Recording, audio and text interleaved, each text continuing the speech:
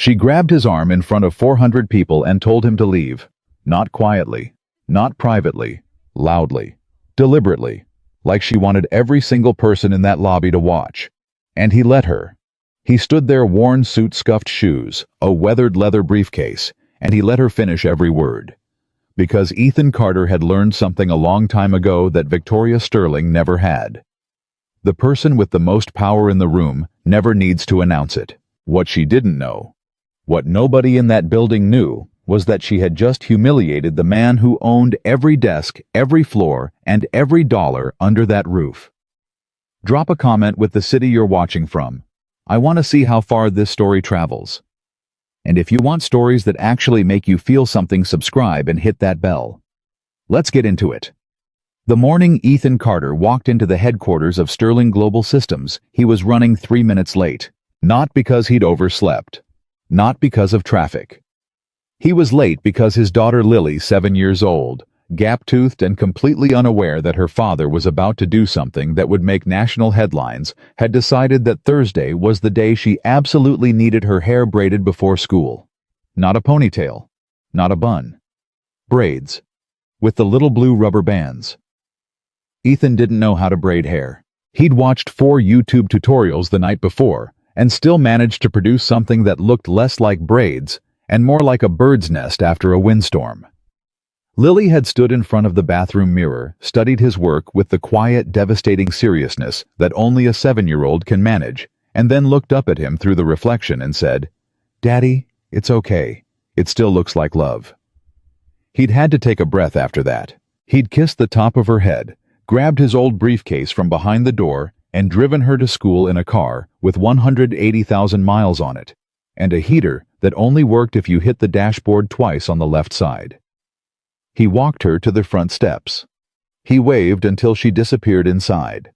And then he drove 40 minutes into Manhattan, parked in a public garage, because he never used the private spaces that were technically his, and walked the last 6 blocks to a building he legally owned. He walked in carrying a briefcase that had belonged to his father. He walked in wearing a suit he'd bought 8 years ago and had altered twice since. He walked in looking like a man who had nothing. And in that lobby, all marble and glass, and the kind of architectural arrogance that costs $40 million to construct. Nobody gave him a second glance. The security desk was staffed by a young man named Derek, mid-20s, earpiece, in the kind of posture that said he took his job seriously. Ethan had read Derek's employee file 3 weeks ago. Good worker. Showed up early. Had a mother in assisted living in Queens. Hadn't had a raise in 2 years. Ethan stopped at the desk. "Good morning," he said. "I have a 9 o'clock. Derek looked at him the way people look at someone they've already categorized. Quick scan, old suit, generic tie, no company badge, briefcase that had seen better decades. His eyes didn't stay long. Name, Carter, Ethan Carter. Derek typed something, frowned slightly at the screen, typed again. "I don't see you on the visitor list, sir. Try Northbridge Capital." Another pause. The frown deepened. "I'm not finding that either. Do you have a contact here? Someone who can vouch?" "It's all right." Ethan set his briefcase down on the counter gently, calmly. "Check under the executive roster, or call legal on the 14th floor and ask for Sloan. She'll confirm." Derek picked up the phone with the particular expression of someone who was pretty sure this was going to be a waste of time. He dialed, waited, said a few quiet words, then went very still. When he put the phone down, his face had changed. "Mr. Carter, I apologize, I wasn't informed." "Nothing to apologize for," Ethan said, and meant it. "You were doing your job. What's your name?" "Derek, sir. Derek Holloway." "Derek." Ethan picked up his briefcase. "You're good at this. Don't let anyone make you feel otherwise." He walked toward the elevator bank. Behind him, Derek Holloway stood at his desk, looking like a man who'd just been handed something he didn't quite know what to do with. The lobby of Sterling Global Systems was designed to intimidate. That was the word Ethan had used when he'd first reviewed the architectural notes during the acquisition process. Not impress. Intimidate. The 40-foot ceilings. The cascading glass atrium. The company name spelled out in brushed steel letters, 6 feet high along the eastern wall. All of it had been commissioned by Victoria Sterling herself 12 years ago, when she'd taken over the company from its original founders and decided that the building should announce before a single meeting began exactly who was in charge. It had worked for a while.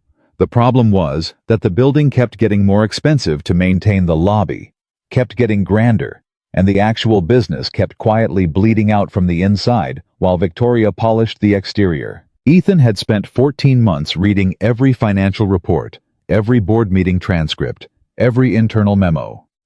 He knew this company's balance sheet, the way other men knew their own phone numbers. He knew which divisions were salvageable and which ones had already been gutted. He knew which senior executives were competent and which ones were either incompetent or, in at least one case, something much worse.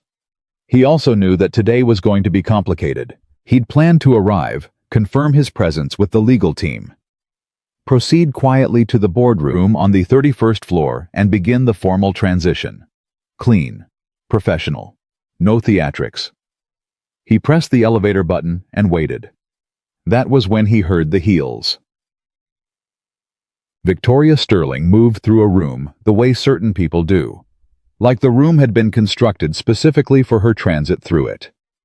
42 years old, sharp cheekbones, dark suit that probably cost more than Ethan's car hair, pulled back in a way that communicated she had not a single second to waste on softness. She had the kind of beauty that had been deliberately weaponized into authority. Everything about her, from the cadence of her walk to the angle of her chin, said, "I decide what happens here." Behind her, as always, was Mason Reed. Mason was 34, Stanford MBA, the kind of handsome that photographed well and said very little of substance in person. He'd been with Victoria for 6 years, first as a junior executive, then climbing, always climbing until he was her shadow, her buffer, her explainer. Where Victoria announced, Mason executed. Where Victoria burned, Mason cleaned up the ash. Or so it appeared. Ethan had spent a significant portion of his 14 months thinking about Mason Reed.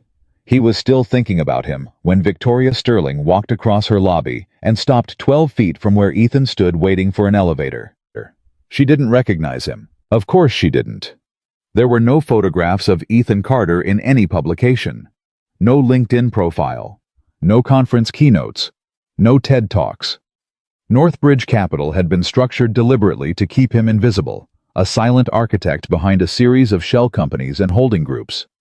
His lawyers interfaced with boards.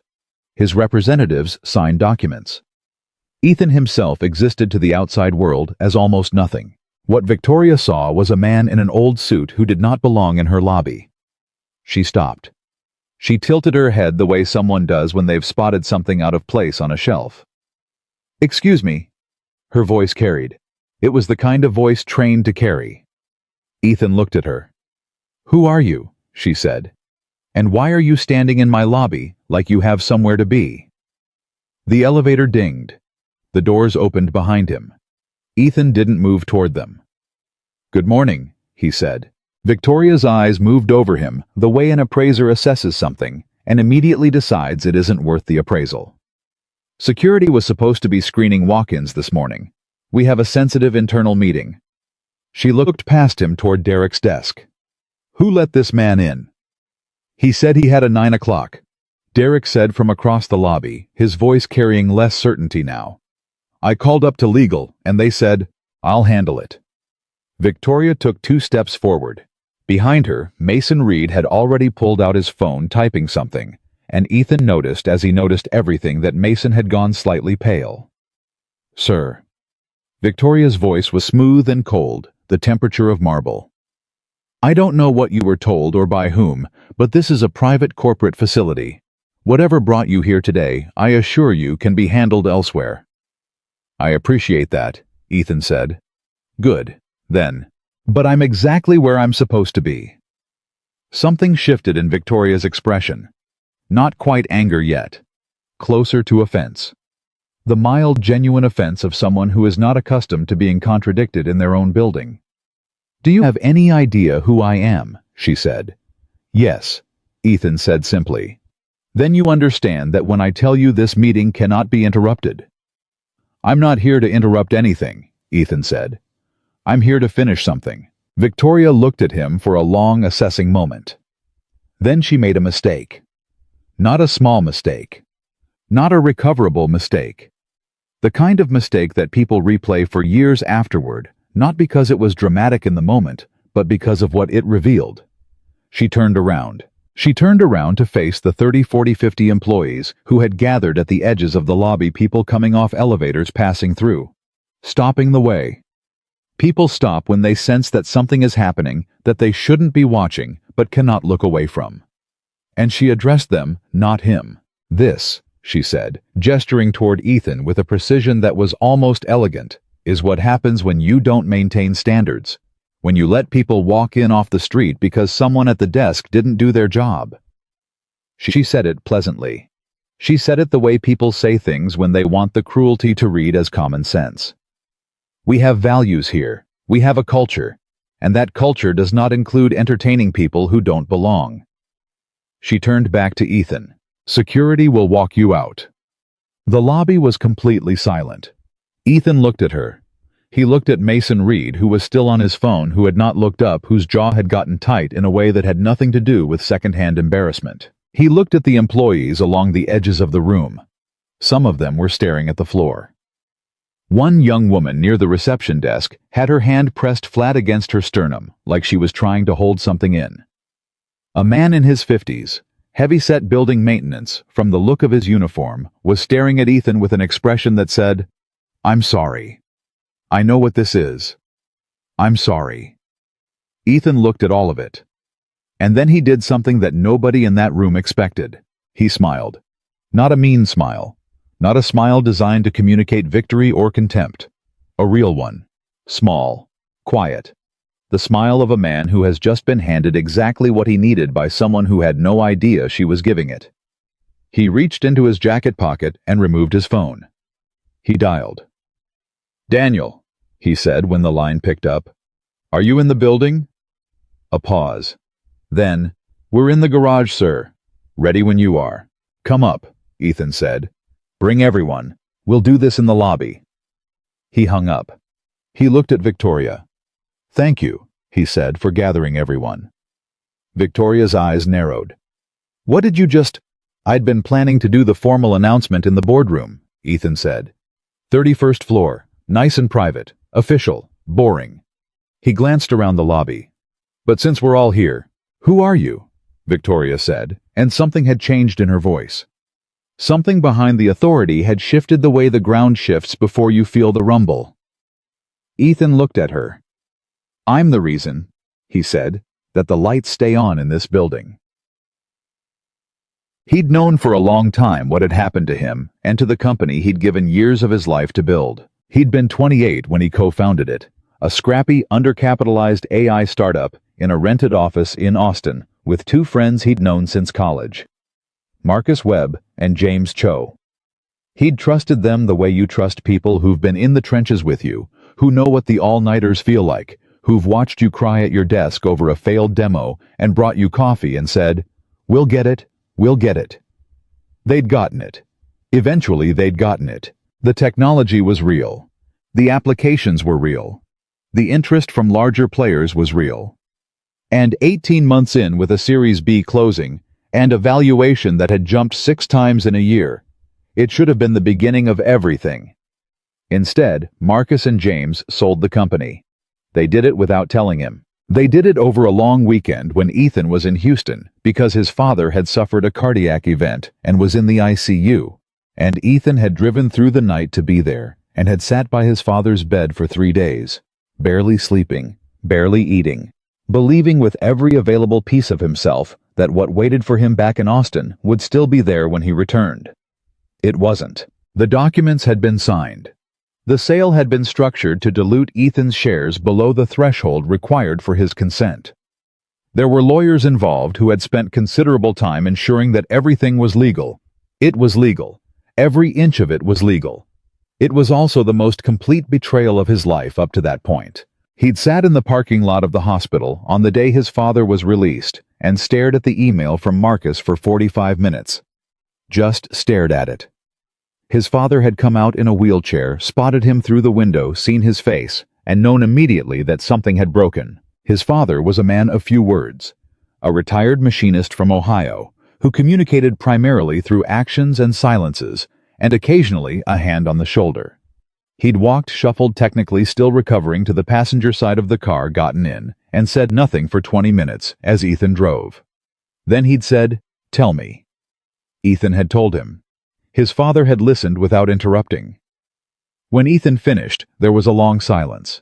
"What are you going to do?" his father asked. "I don't know," Ethan said. "That's all right," his father said. "You don't have to know today."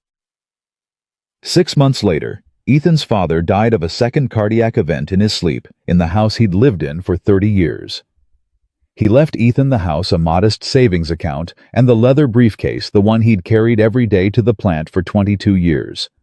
Ethan sold the house. He kept the briefcase.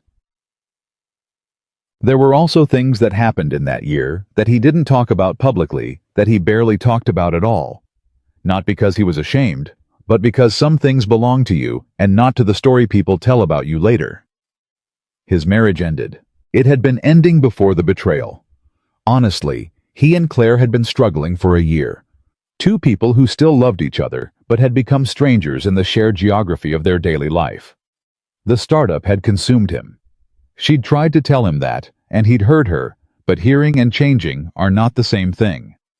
The company sale hadn't caused the divorce, but it had removed the thing he'd been hiding behind: the purpose, the forward momentum, the reason he was too busy to look directly at what was falling apart. And when the company was gone, there was nothing left to look at except what remained. She got an apartment.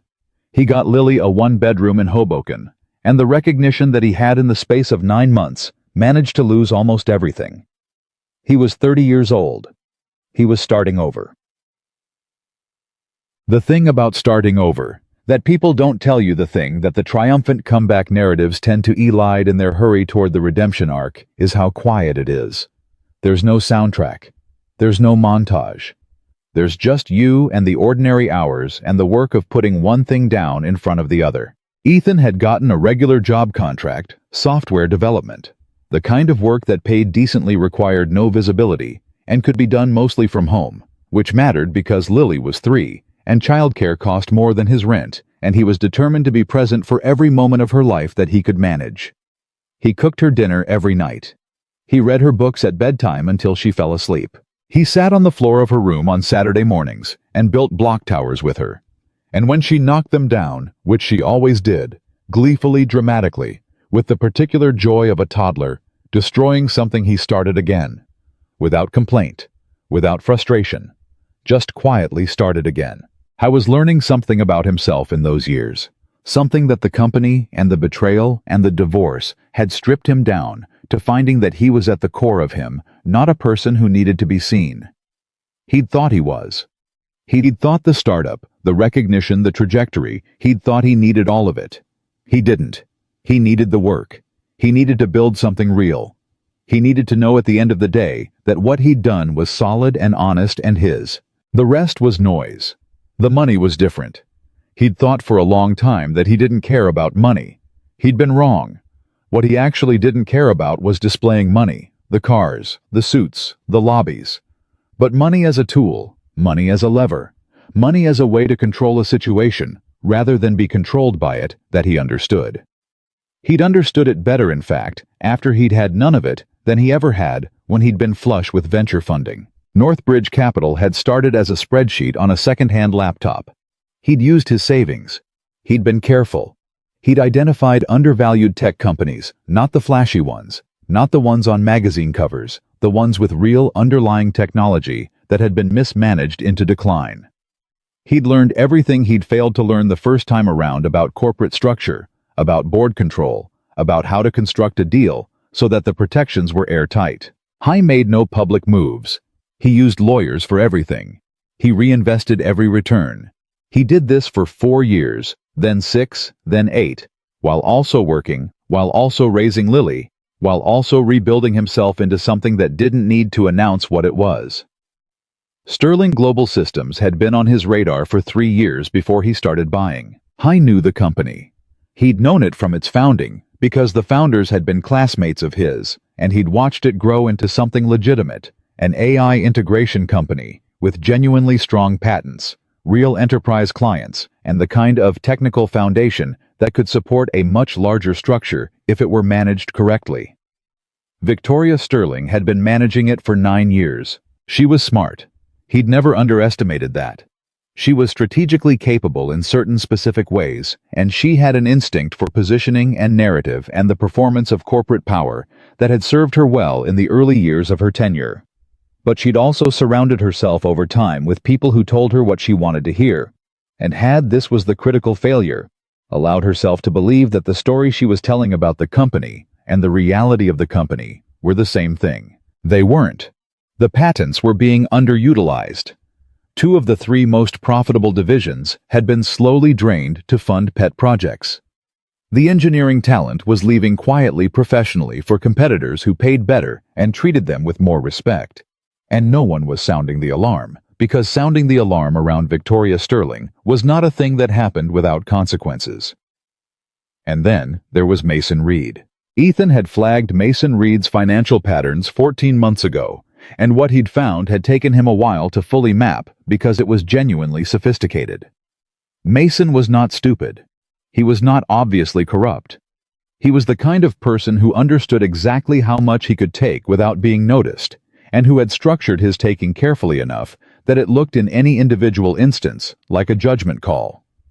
But individual instances were not what Ethan had been looking at. Ethan had been looking at the pattern. The pattern was damning. And the pattern was the real reason beyond the acquisition, beyond the board transition, beyond any of the clean professional goals he'd set for today, that Ethan had woken up this morning with something that wasn't quite anger, and wasn't quite satisfaction, and wasn't quite grief. It was something more like weight. The weight of knowing exactly what had been done, and to whom, and by someone who had been trusted. I understood that weight. He'd carried it before. By the time the elevator doors opened in the lobby and Daniel Sloan walked out with 6 other people behind her, the lobby of Sterling Global Systems had filled with close to 70 employees. People who'd been summoned. People who'd wandered in, people who'd taken out their phones because something in the air said that whatever was happening, it was happening now. Daniel Sloan was 51 years old, 5'3", and had the energy of a woman who had been underestimated so many times that she'd stopped noticing and simply continued being exceptional. She was Northbridge Capital's chief legal counsel, and she had overseen every phase of the Sterling acquisition, with the particular precision of someone who understood that when you do something this significant, you do not leave any possible handhold for dispute. She walked across the marble floor and stopped next to Ethan. She looked at Victoria. She looked at the assembled employees. She reached into the folder she was carrying, removed a document, and held it. "My name is Daniel Sloan," she said. "I'm the chief legal counsel for Northbridge Capital. I'm here to confirm the completion of our acquisition of Sterling Global Systems, which was finalized at 12:01 this morning, following regulatory clearance." She paused in the practiced way of someone who has delivered consequential information before and knows the value of letting it land. Northbridge Capital now holds a 78.3% controlling interest in this company. She looked around the room. "The new owner," she said, "is Ethan Carter." Victoria Sterling did not fall apart. That was the thing about her, and Ethan had known this, had read it in every account of her, in every description of how she operated under pressure. She did not fall apart in public. Whatever she felt in that moment, whatever the cognitive cascade of hearing those words in that room in front of all those people, she controlled the expression of it completely. What she did was go still. She went as still as the marble she was standing on, and she looked at Ethan Carter, at the old suit, at the weathered briefcase, at the man she'd been performing contempt for in front of her entire workforce, and she looked at him for a long time without speaking. Then she said quietly enough that only the people closest to them could hear, "You let me do that." "Yes," Ethan said. "You could have said something, stopped it." "Yes." "But you didn't." "No." Another silence. Then Victoria said, and there was something in it that wasn't anger, something closer to a terrible sober clarity, "Why?" Ethan looked at her for a moment. Not cruelly, not triumphantly. Because the way someone treats a person they think has no power, he said, tells you everything about who they are when they do. Victoria looked at him. She didn't respond. Behind her, Mason Reed had taken 3 steps backward toward the elevators. He moved with the practiced casualness of someone who has been in rooms where things go wrong before and knows that the first goal is to stop being visible. His phone was in his hand. His thumb was moving. Ethan noticed. He looked at Daniel. Daniel nodded. "Mr. Reed," she said without turning around, "I'd ask you to please stay in the building. Our audit team has a few questions." Mason Reed's thumb stopped moving. The lobby held its breath. And Ethan Carter, owner of a $20 billion company, set his old leather briefcase down on the marble floor, straightened his altered jacket, and looked out at the 70-odd people who had just witnessed the most important morning of his professional life. He thought about Lily. He thought about her standing in front of the bathroom mirror, looking at the bird's nest on her head and saying, "It still looks like love." He thought about his father in the passenger seat of the car, listening without interrupting. I thought about an email in a parking lot 14 years ago, and what it had taken to get from there to here without becoming someone he didn't recognize. "Nobody's losing their job today," he said loud enough for the room. "Nobody's losing their health insurance. Nobody's losing the pension they've been contributing to." He paused. "I bought this company because I believe in what it was built to do. We're going to spend some time in the coming days figuring out together how we get back to doing it." He looked at the woman near the reception desk, the one who'd had her hand pressed to her sternum. She had let it fall. She was breathing. "I know this is a lot," Ethan said. "I know this morning didn't go the way anyone planned." He almost smiled.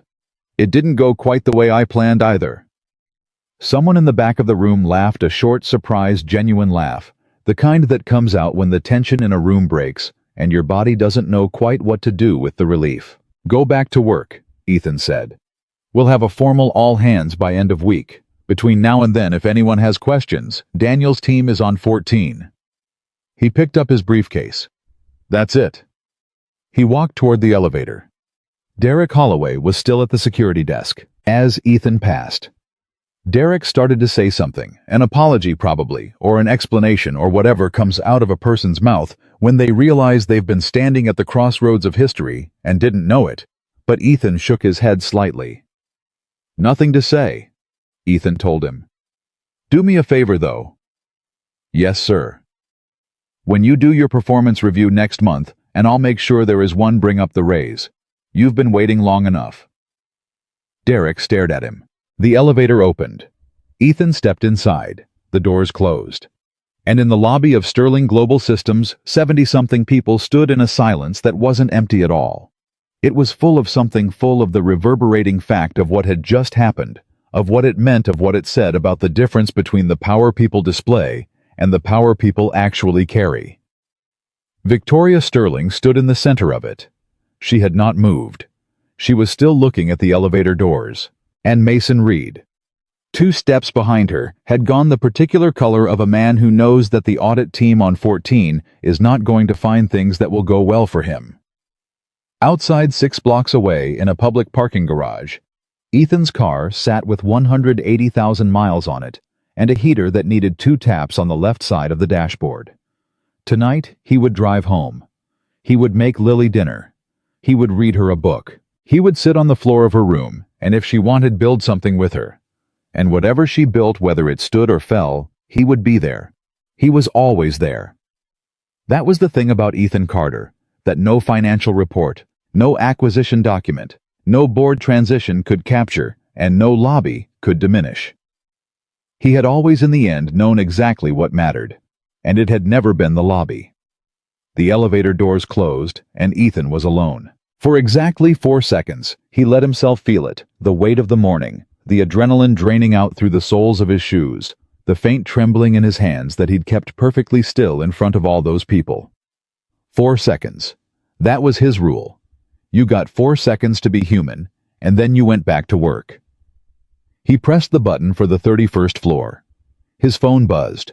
A text from Daniel Victoria's requesting an immediate meeting. "How do you want to handle it?" He typed back. "Give her an hour. Let her sit with it." Another buzz. Almost immediately, Mason Reed is trying to leave the building. Ethan typed, "Stop him," politely. He put the phone in his pocket and watched the floor numbers climb. I thought about the woman who'd had her hand pressed to her sternum. The man in the maintenance uniform who'd looked at him with that expression. "I'm sorry, I know what this is." The young woman at the reception desk who'd been staring at the floor when Victoria was talking. The way you stare at the floor when you've learned that looking up costs you something. He'd seen all of them. He always saw them. That was the thing about spending years being invisible. You got very good at seeing the people everyone else was looking through. The elevator opened on 31. Daniel was already there, standing in the corridor outside the boardroom, with a second folder in her hand, and the particular expression she wore when she was managing 17 things simultaneously and making it look like 3. "She's in the small conference room on 29, Daniel said. "She asked for her legal team. They're in the building, but they haven't cleared our NDAs yet, so they're sitting in the lobby." "Let them up," Ethan said. Daniel raised an eyebrow. "That's generous." "It's efficient," he said. "I want this conversation to be official. I want her to have counsel present. I want there to be no ambiguity later about what was said and agreed to." Daniel handed him the second folder. "Audit Team's Preliminary Report, first 40 pages. He took it. "How bad?"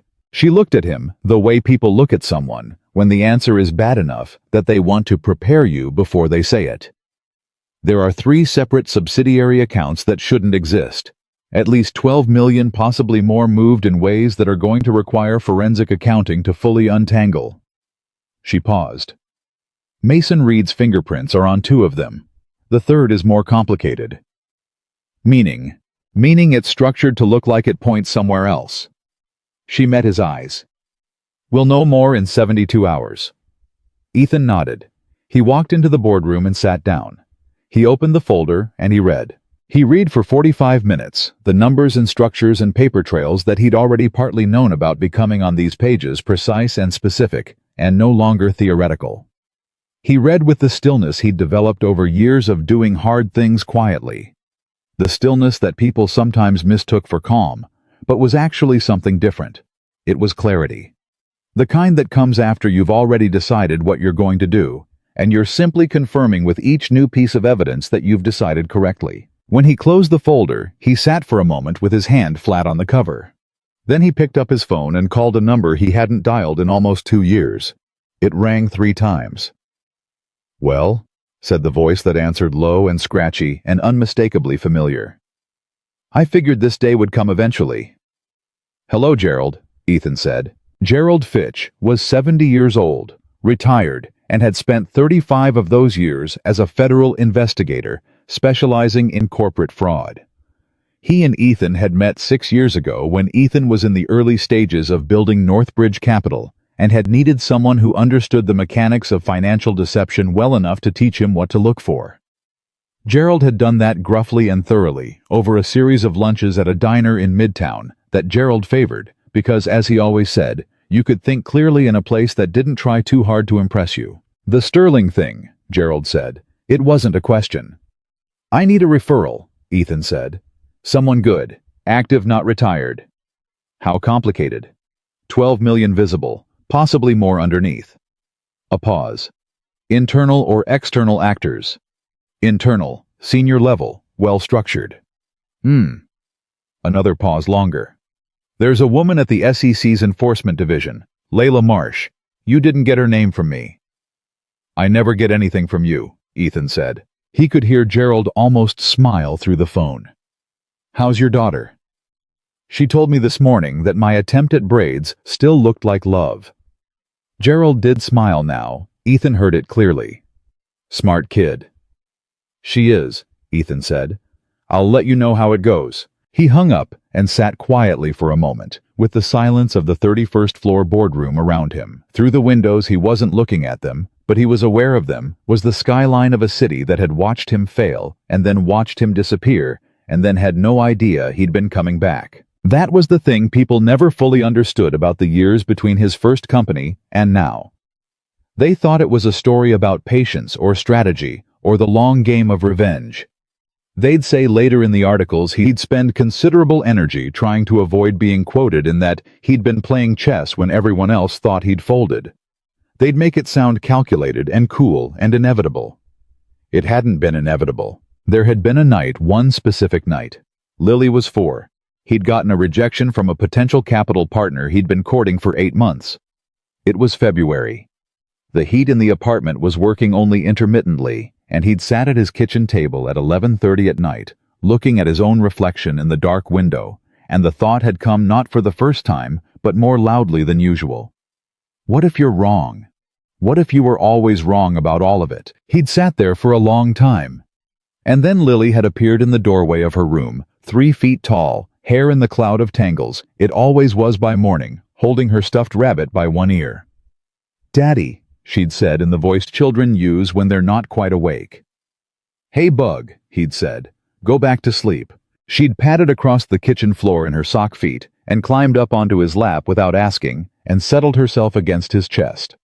Rabbit still dangling from one hand and gone back to sleep within 2 minutes. He'd sat there in the cold apartment with his child asleep against him. And he'd thought, this is what's real. Everything else is just work. He'd gone back to work the next morning. He never sat in front of that dark window again. What nobody understood, what he'd never tried very hard to explain, was that Northbridge Capital had not been built out of anger. People assumed anger. The betrayal, the divorce, the loss. They assembled those things into a revenge narrative because revenge narratives made sense to people. They had a shape everyone recognized they were satisfying in a particular way. Man loses everything. Man builds it back. Man returns to destroy the ones who wronged him. That wasn't the story. The story was simpler than that and harder. He'd built Northbridge Capital because building things was what he knew how to do, and because somewhere in the stripped-down years of raising Lily alone in a one-bedroom apartment, he'd come to understand that the only question worth organizing your life around was, at the end of the day, can you look at what you built and know that it was real? Sterling Global Systems had been a genuine company once. Real technology, real people, real value, and it had been steered slowly and then faster away from all of that. Away from the real, by a combination of ego and ambition, and in at least one person's case, something more deliberately destructive. He hadn't bought it to punish Victoria Sterling. He'd bought it to give it back to what it was supposed to be. He just hadn't expected that, on the morning he walked in to do exactly that, she would make it quite so personal. There was a knock at the boardroom door. "Come in," he said. Daniel opened the door. "She's ready." Her lawyers. Present.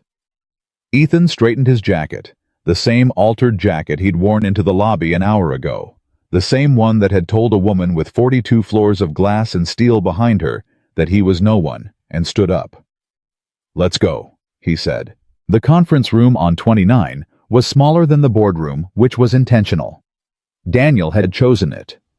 Smaller spaces condensed everything. The air, the attention, the distance between people who needed to reckon with each other. Victoria was already seated when Ethan walked in, and she had in the time since the lobby done something interesting. She had composed herself almost entirely. The shock was gone, or at least the surface expression of it was gone. What remained was a controlled, evaluating stillness, the posture of a woman recalibrating in real time. 2 lawyers. Ethan didn't recognize, sat on either side of her one older silver-haired, the kind of deliberate calm that said serious money and serious experience. One younger with a notepad already open and a pen already moving. Daniel took a seat beside Ethan. For a moment, no one spoke. Then Victoria said, "I owe you an apology." Ethan looked at her.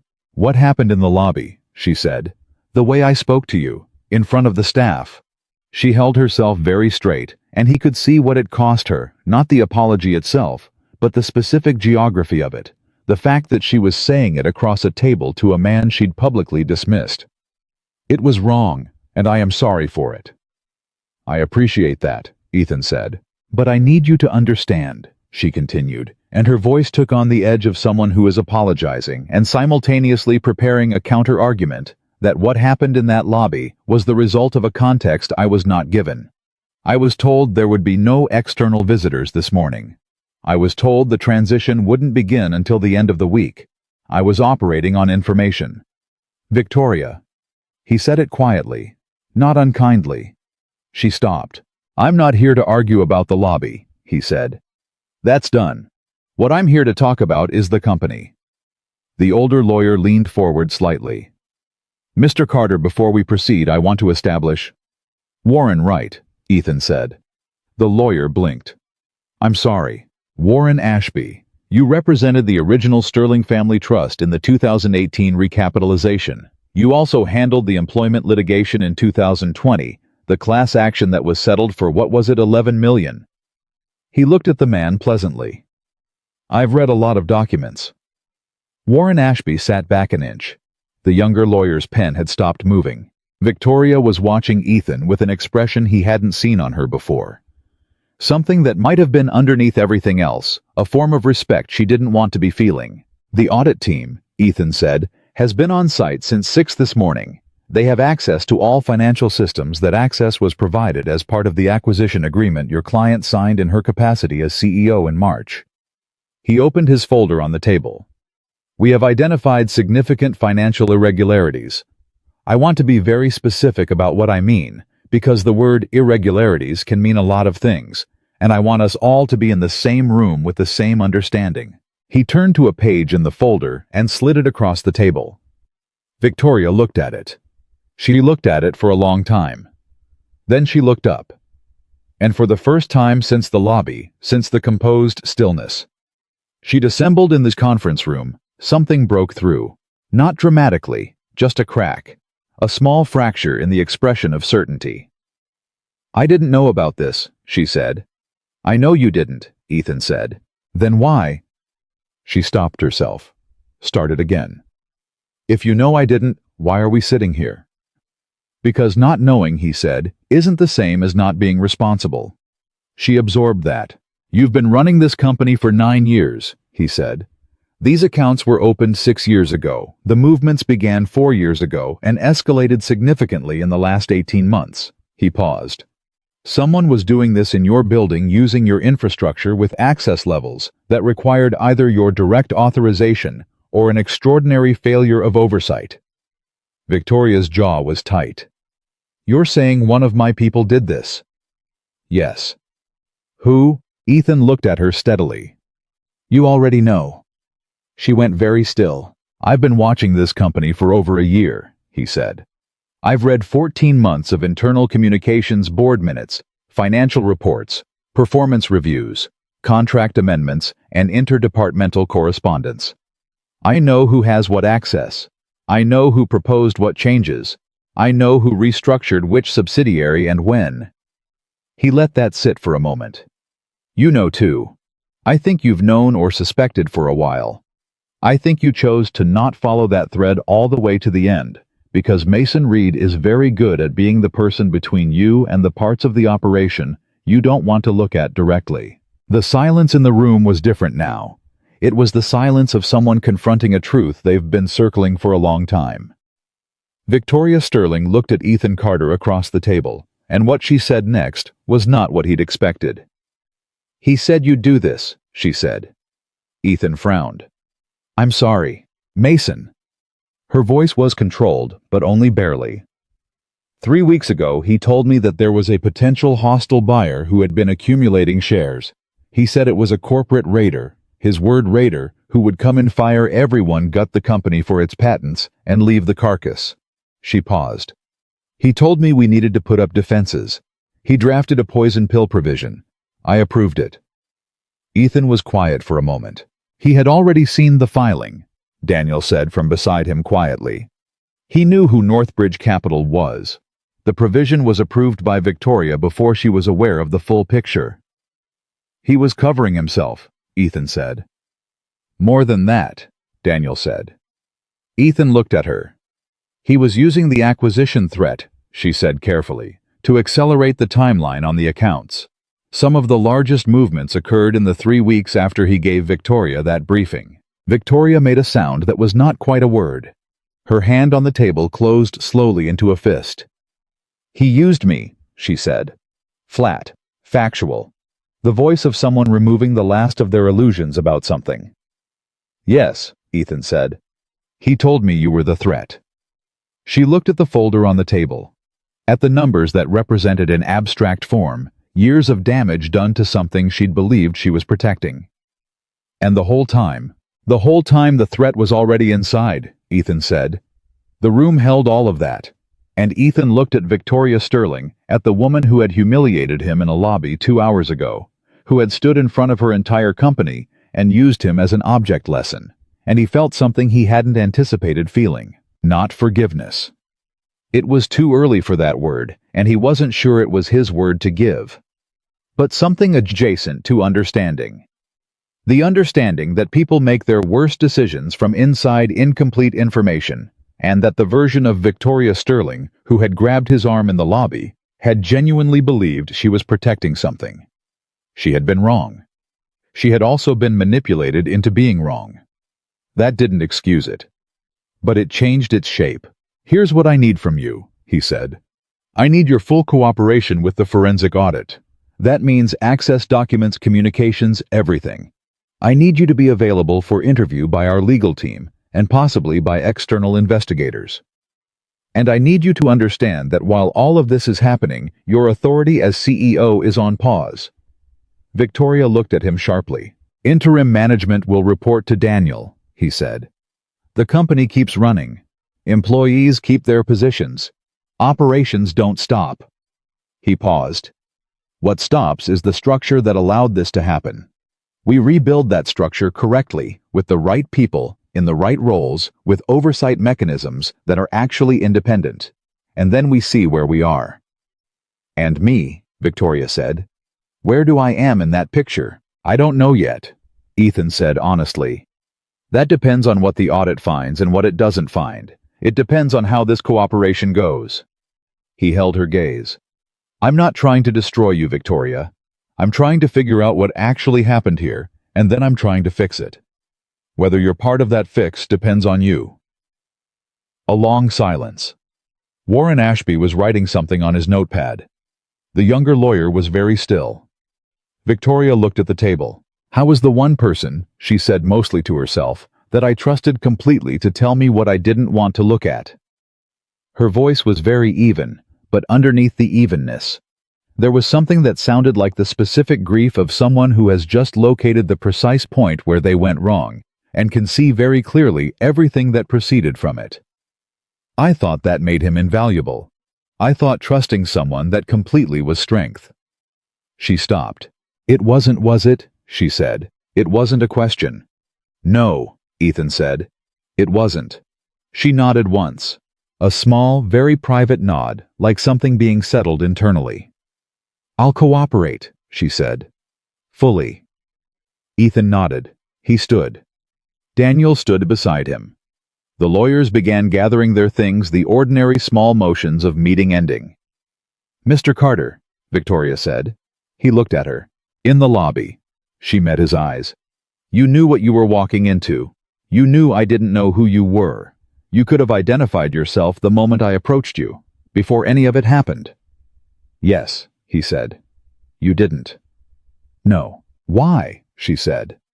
And it was the same question she'd asked in the lobby, but it was a different question now. It was a question that had grown in the space of 2 hours to encompass a lot more than a moment of public embarrassment.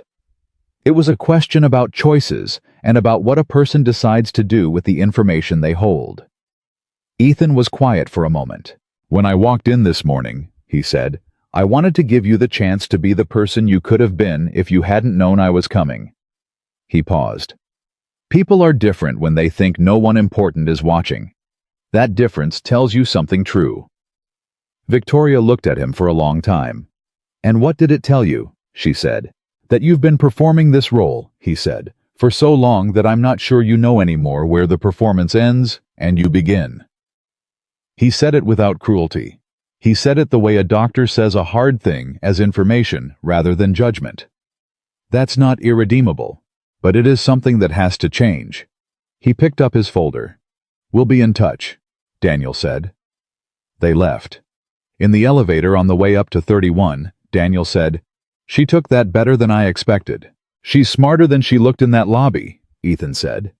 Give smart people accurate information, and they usually respond to it. Mason Reed is still in the building, Daniel said. He's been sitting in the legal waiting area on 14 for the last 40 minutes. He's called his personal attorney 4 times. Has his attorney arrived? Just got here. Good. Ethan watched the numbers climb. Give them 30 minutes together, then let's sit down. Daniel looked at him sideways. You're going to give him the same chance you gave her? No, Ethan said. What Victoria did was arrogance and bad judgment. What Mason did is different. He was quiet for a moment. But I'm going to give him the same information. Let him understand exactly how much we know. And then I'm going to watch what he does with it. The elevator opened. Down the hall through the glass walls of the conference suite, Ethan could see the forensic audit team 4 people laptops open an external hard drive. Already mounted the focused, unhurried manner of professionals doing precise and consequential work.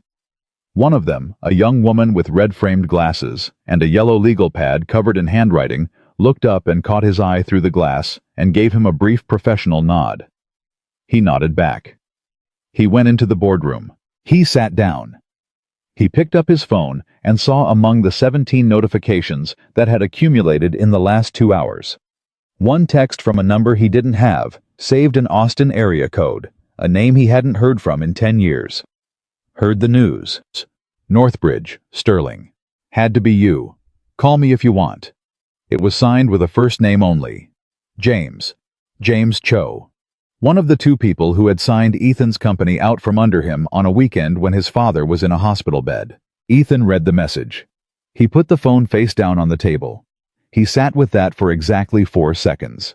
Then he turned the phone back over, opened a new message to Daniel, and typed, "Before end of day, run a full background on James Cho and Marcus Webb.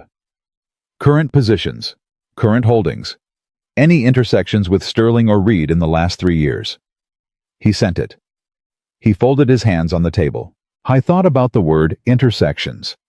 About the way certain people moved through the world like they were playing a different game than the one everyone else thought they were playing. About patterns. About how much you could miss if you looked at individual events instead of the shape they made together. The audit team was on the other side of the glass doing their careful and methodical work. Somewhere on the 14th floor, Mason Reed was sitting with his lawyer assembling a version of events. Victoria Sterling was alone in a conference room on 29. And somewhere in Austin, a man named James Cho was waiting to see if his old friend would call back.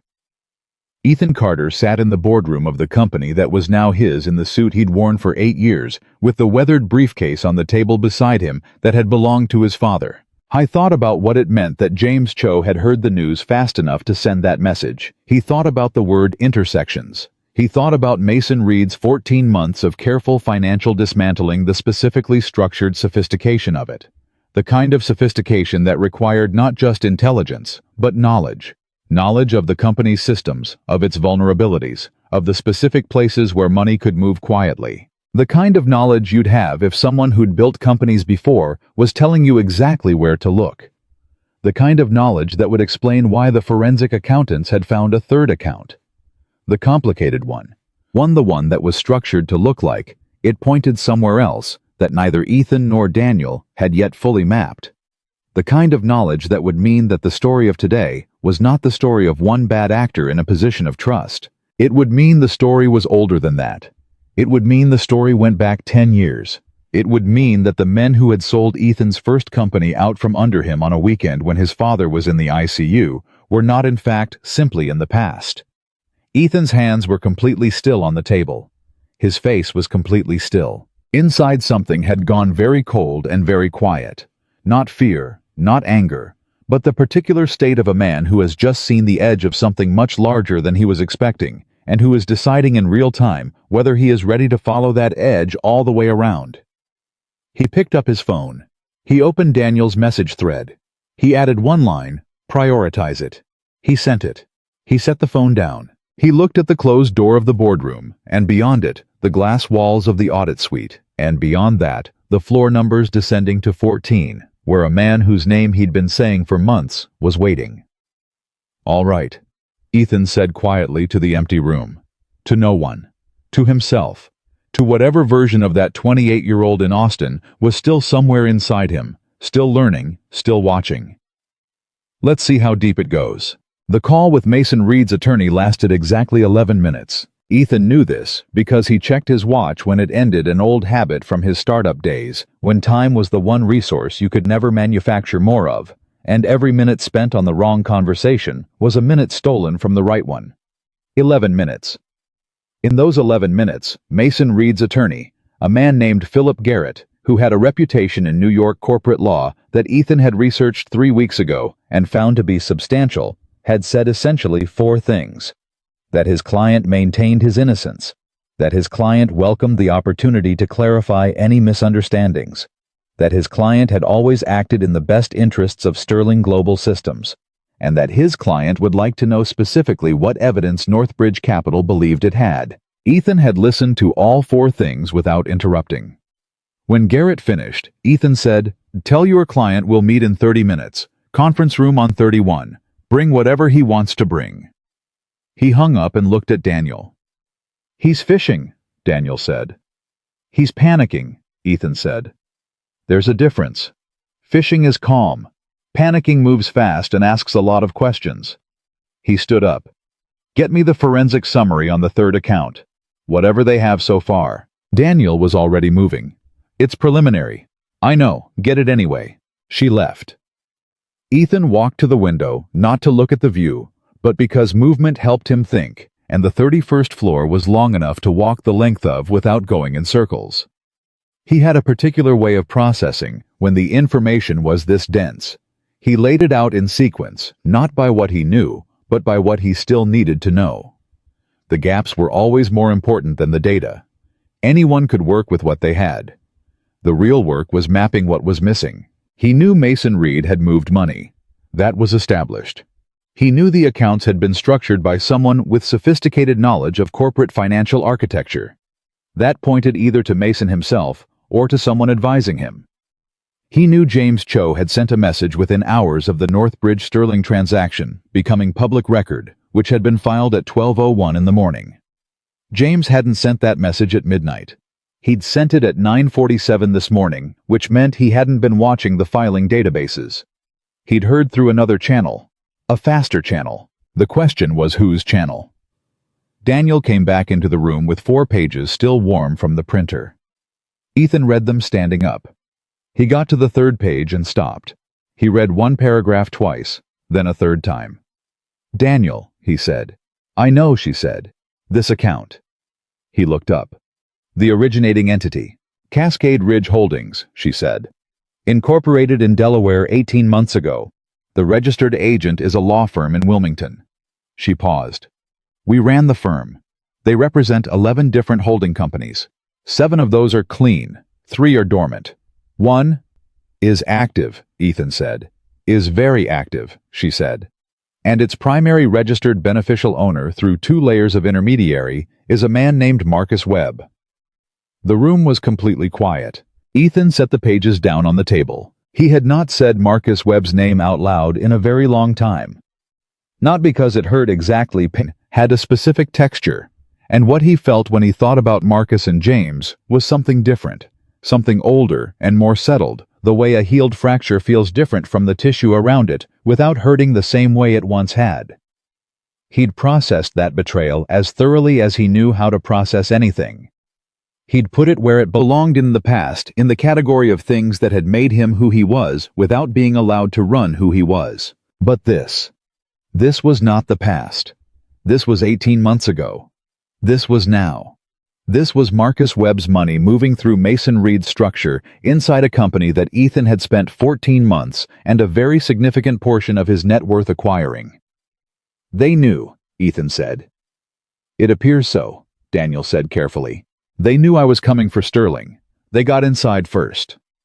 He said it slowly, feeling the shape of it, the specific geometry of it, how it fit together. Marcus had the technical knowledge to structure the accounts. Mason had the access and the cover. And James? He stopped. He thought about James Cho's text message. "Had to be you. Call me if you want." He thought about the word had.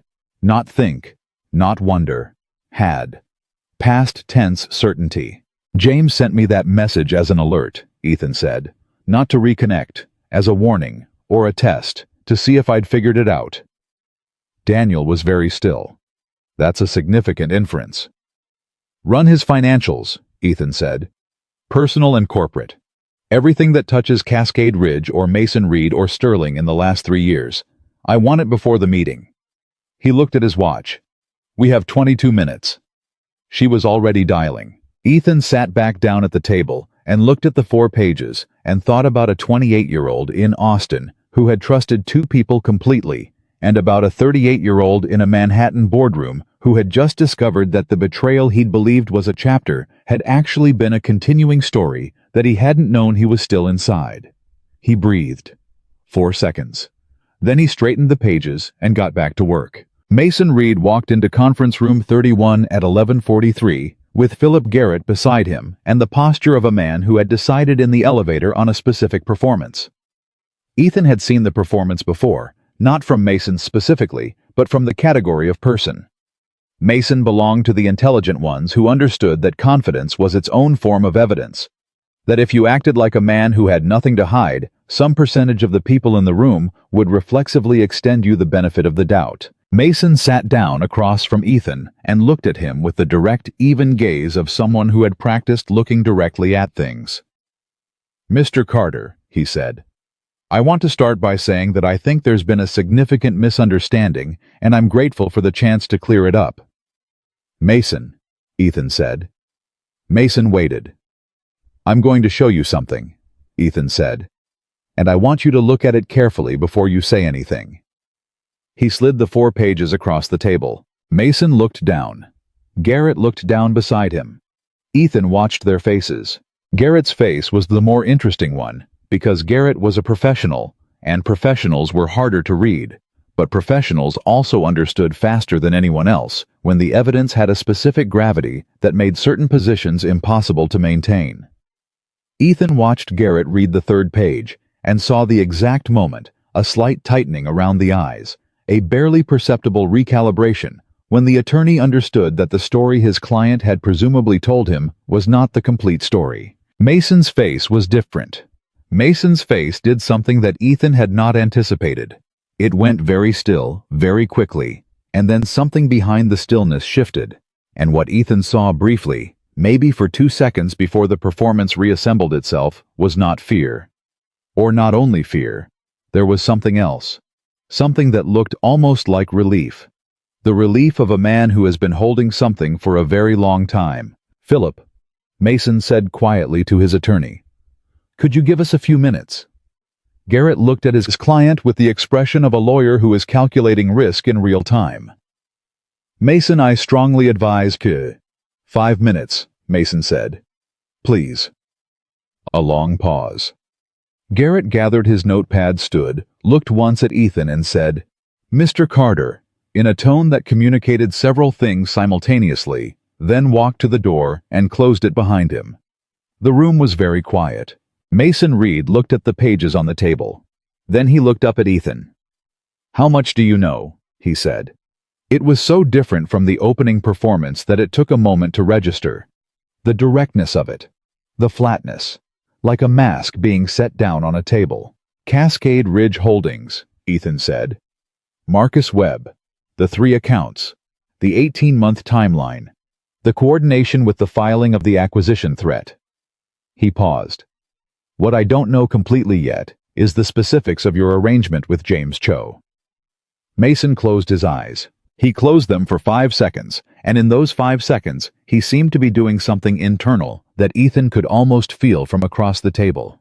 Some reckoning, some accounting of the distance between what had been and what was now, what was going to happen next. When he opened his eyes, he said, "I didn't know who you were when this started." "Tell me," Ethan said. "James approached me 2 years ago," Mason said. "I knew him from a conference we'd met a few times, had some drinks, talked about the industry. He seemed like a sharp guy, normal." He exhaled. "He told me he had a client who was interested in making a quiet investment in Sterling.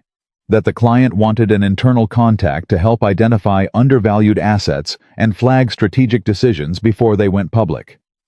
He stopped. He didn't call it what it was. What did he call it? Strategic consulting, Mason said. He said it was common practice in the industry, that I'd be compensated through a consulting arrangement with Cascade Ridge, that the payments would be structured to look like legitimate contract work. He laughed briefly, a short and humorless sound. I knew it wasn't clean. I'm not going to sit here and tell you I thought it was entirely above board, but I told myself it was a gray area, that I wasn't actually damaging anyone. Ethan looked at him. How much, he said. 2.3 million, Mason said, over 18 months. And the accounts, the 12 million in irregular movements. Mason shook his head. That wasn't me. I mean, the accounts were set up using my access credentials, but the architecture, the actual movement of money, that was Marcus. He used my logins. I gave him the passwords 18 months ago, thinking it was for read-only data access. He looked at the table. I know how that sounds. It sounds, Ethan said, like you gave someone the keys to a building and then acted surprised when they took things. Mason absorbed that. Yes, he said. That's what it sounds like, because that's what happened. There was a silence that was not comfortable, but was at least honest. Why are you telling me this? Ethan said. Mason looked at him directly. Because I am genuinely scared of what happens if I don't. He said it without drama, without the performance. Just fact. And because... He stopped. Something crossed his face, something complicated. Because Victoria doesn't know. She's never known. Whatever you think of her, however that lobby scene looked this morning, she's never been part of this. And if I don't tell you clearly right now, she's going to get pulled into something she didn't do. Ethan sat with that. He thought about Victoria in the conference room on 29. He used me. The flat, factual voice of someone removing the last of their illusions. I appreciate that, Ethan said. Are you going to arrest me? Mason said.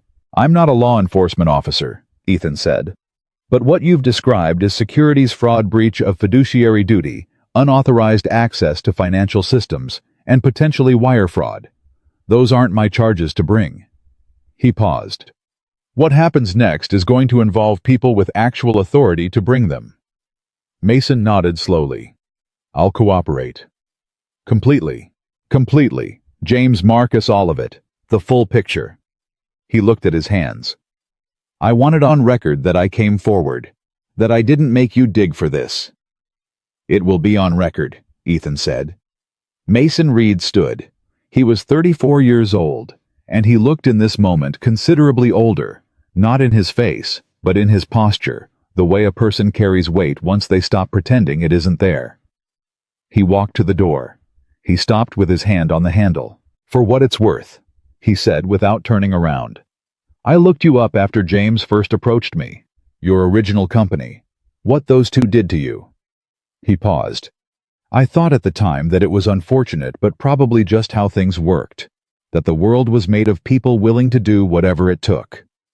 He turned his head not quite all the way. I understand now that I was wrong about that. About what the world is made of. He opened the door and walked out. Philip Garrett was in the corridor. Ethan heard Garrett say something quiet and urgent. He heard Mason say, call the SEC and get me a criminal defense attorney. Then the footsteps moved away down the hall. Ethan sat in the empty conference room for a moment. He thought Marcus Webb. All this time. 2 states away, and 10 years later, and still in the same story.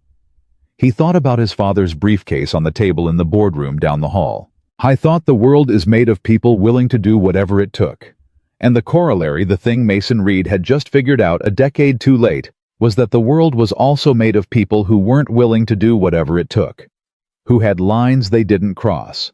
Who built things because building was real, and held them because holding was real, and who understood in the end that what you kept of yourself was the only thing that couldn't be taken. He stood up. He walked back to this boardroom. Daniel was there with a new set of pages, and the expression she wore when the news was significant. James chose a third intermediary we hadn't mapped yet. His contributions to the fund are smaller. He's more insulated. She paused. but he's there. So both of them, Ethan said. Both of them, she said. Together they funded and directed a coordinated operation to extract value from a company they knew you were acquiring, using an internal actor they'd recruited. She said it cleanly with the precision of someone who has looked at a thing from all angles and is confident in what it is. It's not just fraud, Ethan. It's targeted. They knew it was you. The room was very quiet. They did this specifically because it was my company, he said. The timeline fits. The Northbridge filing became traceable, not public, but traceable to someone who knew what to look for about 22 months ago. Cascade Ridge was incorporated 4 months later. She looked at him.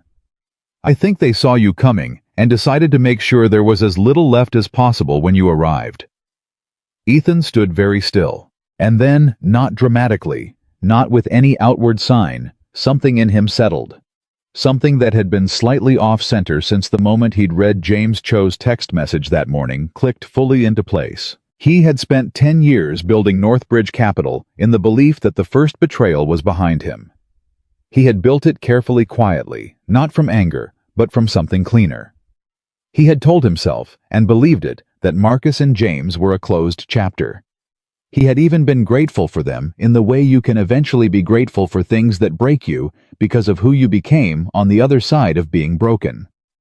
But they had not closed that chapter. They had never closed it. They had been watching him all this time, the way predators watch quietly at a distance, waiting to see if what he was building was worth taking again. And now they would have to answer for that. Not to Ethan. He was clear about this. Not to him that would be revenge. And revenge was not a thing he was interested in building a life around. They would answer to the law, to the federal investigators who would follow the evidence with the implacable patience of people who did not have personal stakes in the outcome, who simply followed the trail until it terminated. Ethan would give them everything they needed. He would be the most cooperative witness they had ever encountered. But he would not be the one to bring the verdict. He had a company to run. Get Layla Marsh's number from Gerald, he said. Today, this afternoon. Already have it, Daniel said. Good. He checked his watch. I need you to set up an all-staff call for 3 o'clock. I want to talk to the employees before they hear anything secondhand. Tell them the basics, that we're aware of financial issues, that they are not at risk, that we're handling it. He paused. Don't use Mason's name yet, not until it's formal. Understood, she said. There's one more thing. He looked at her. The security guard, she said. The one Victoria fired this morning. Ethan frowned. What security guard? His name is Roy Simmons. 61 years old, 23 years with the company. Victoria fired him this morning before you arrived. Apparently he was the guard who had initially let you through the first time you visited the building 6 weeks ago, when you came to do a preliminary walkthrough as a potential investor.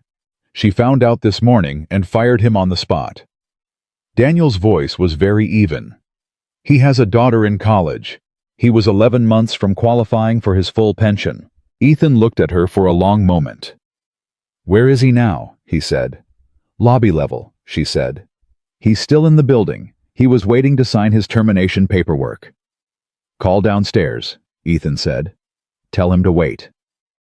Daniel made the call.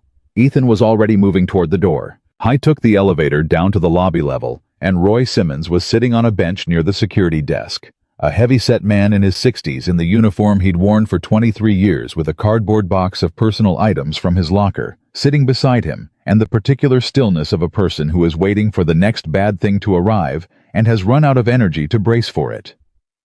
He looked up when Ethan approached. He studied Ethan's face, the old suit, the man from the morning. The man who was apparently the reason he'd been fired, and his expression was complicated and careful and not unfriendly. Mr. Carter, he said. Roy, Ethan said. He sat down on the bench beside him. Not across from him, not standing over him.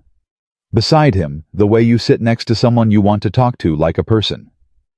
Roy looked straight ahead for a moment. I'm not angry at you, he said. I want you to know that, for what it's worth. I appreciate that, Ethan said. Though I should tell you, you don't have anything to be angry about. You did your job correctly both times. Roy looked at him sideways.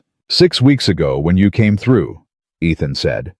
"I was listed on the visitor manifest under the Northbridge Capital corporate entry.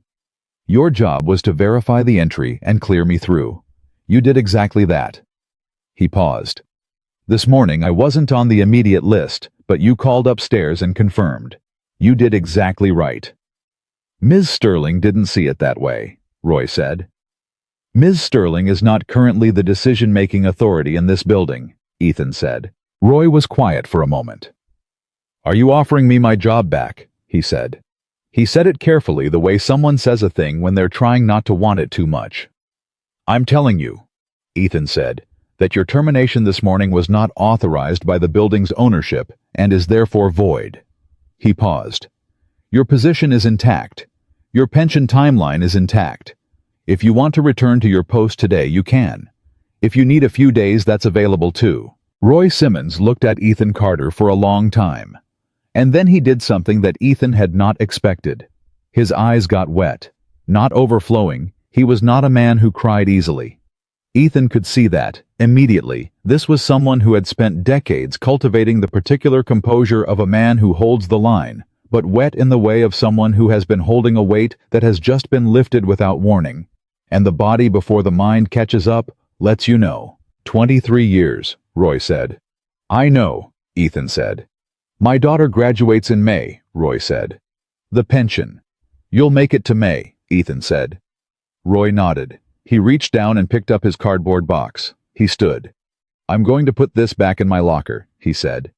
"Take your time," Ethan said. Roy walked to the staff door behind the security desk. He paused with his hand on it and looked back. "Mr. Carter," he said. Ethan looked at him. "Whatever you're doing to fix this place," Roy said, "I hope you get it done."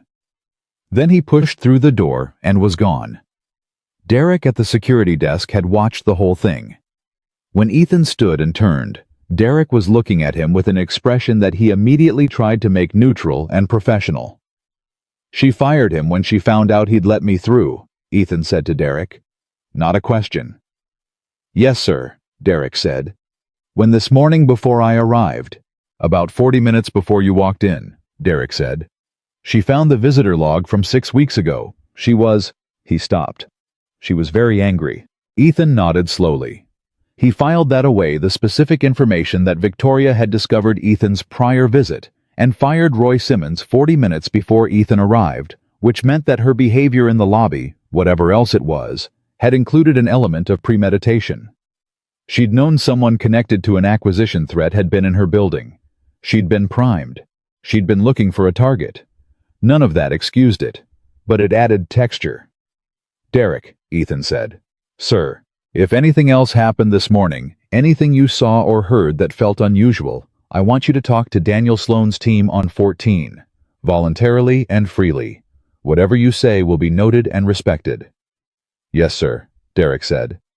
Ethan went back to the elevator. The 3 o'clock all-staff call had 472 people on it across the building, and 3 satellite offices in Chicago, Seattle, and Austin.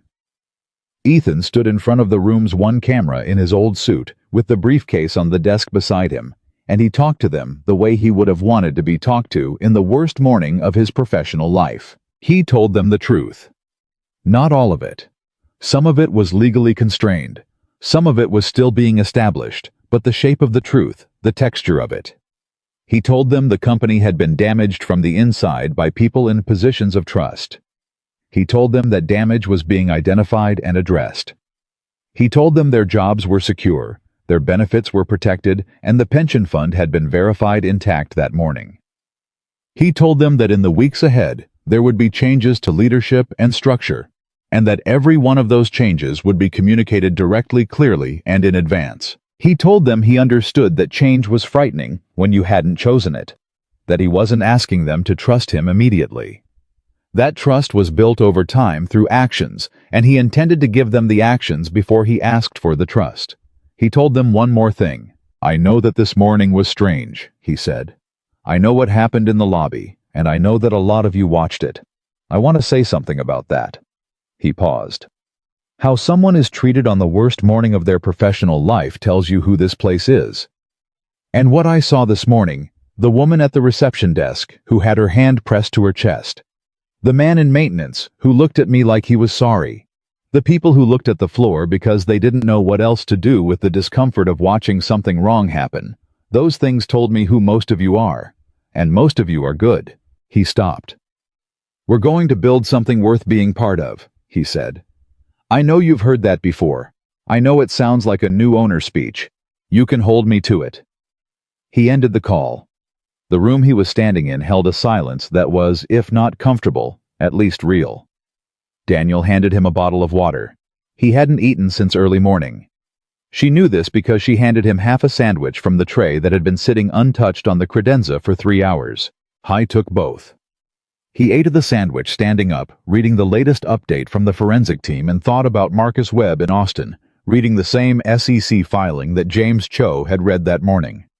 His phone buzzed. Not James's number this time. A number he didn't recognize.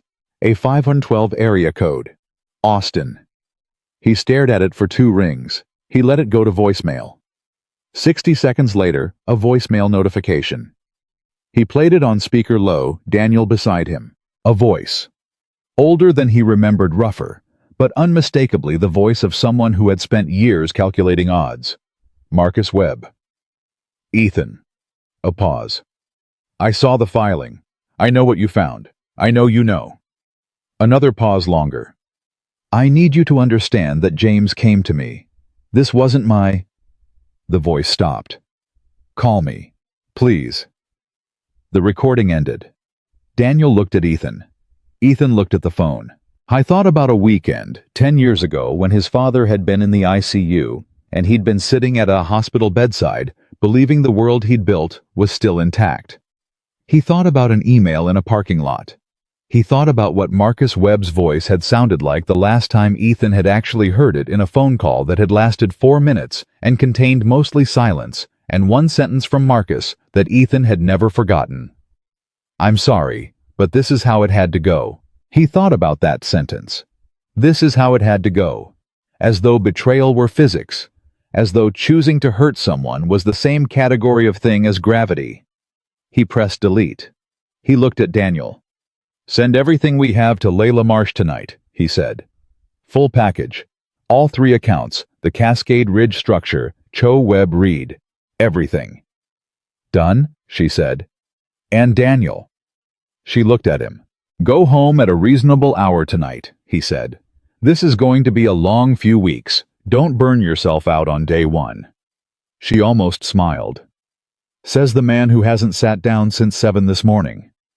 I'll sit down, he said. I have to drive to New Jersey and make dinner for a 7-year-old. She did smile at that. He picked up the old briefcase. He walked to the elevator, pressed the lobby button, and wrote it down. The lobby was quiet at 4:45. Most of the day shift had gone. A skeleton crew remained the marble floor, catching the late afternoon light in long amber angles that he wasn't looking at, but felt the way you feel the atmosphere of a place you've just changed.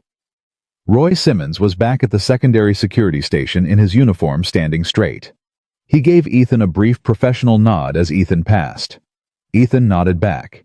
He pushed through the glass doors. He walked 6 blocks to the parking garage. He got into his car with the 180,000 miles on it and hit the dashboard twice on the left side and felt the heater shudder to life. He sat for a moment before pulling out. I thought about Marcus Webb saying James came to me. He thought about how people always at the moment of accountability tried to be the second person in a story. It was never I did this. It was always I was brought into this. This was already happening. I didn't start it.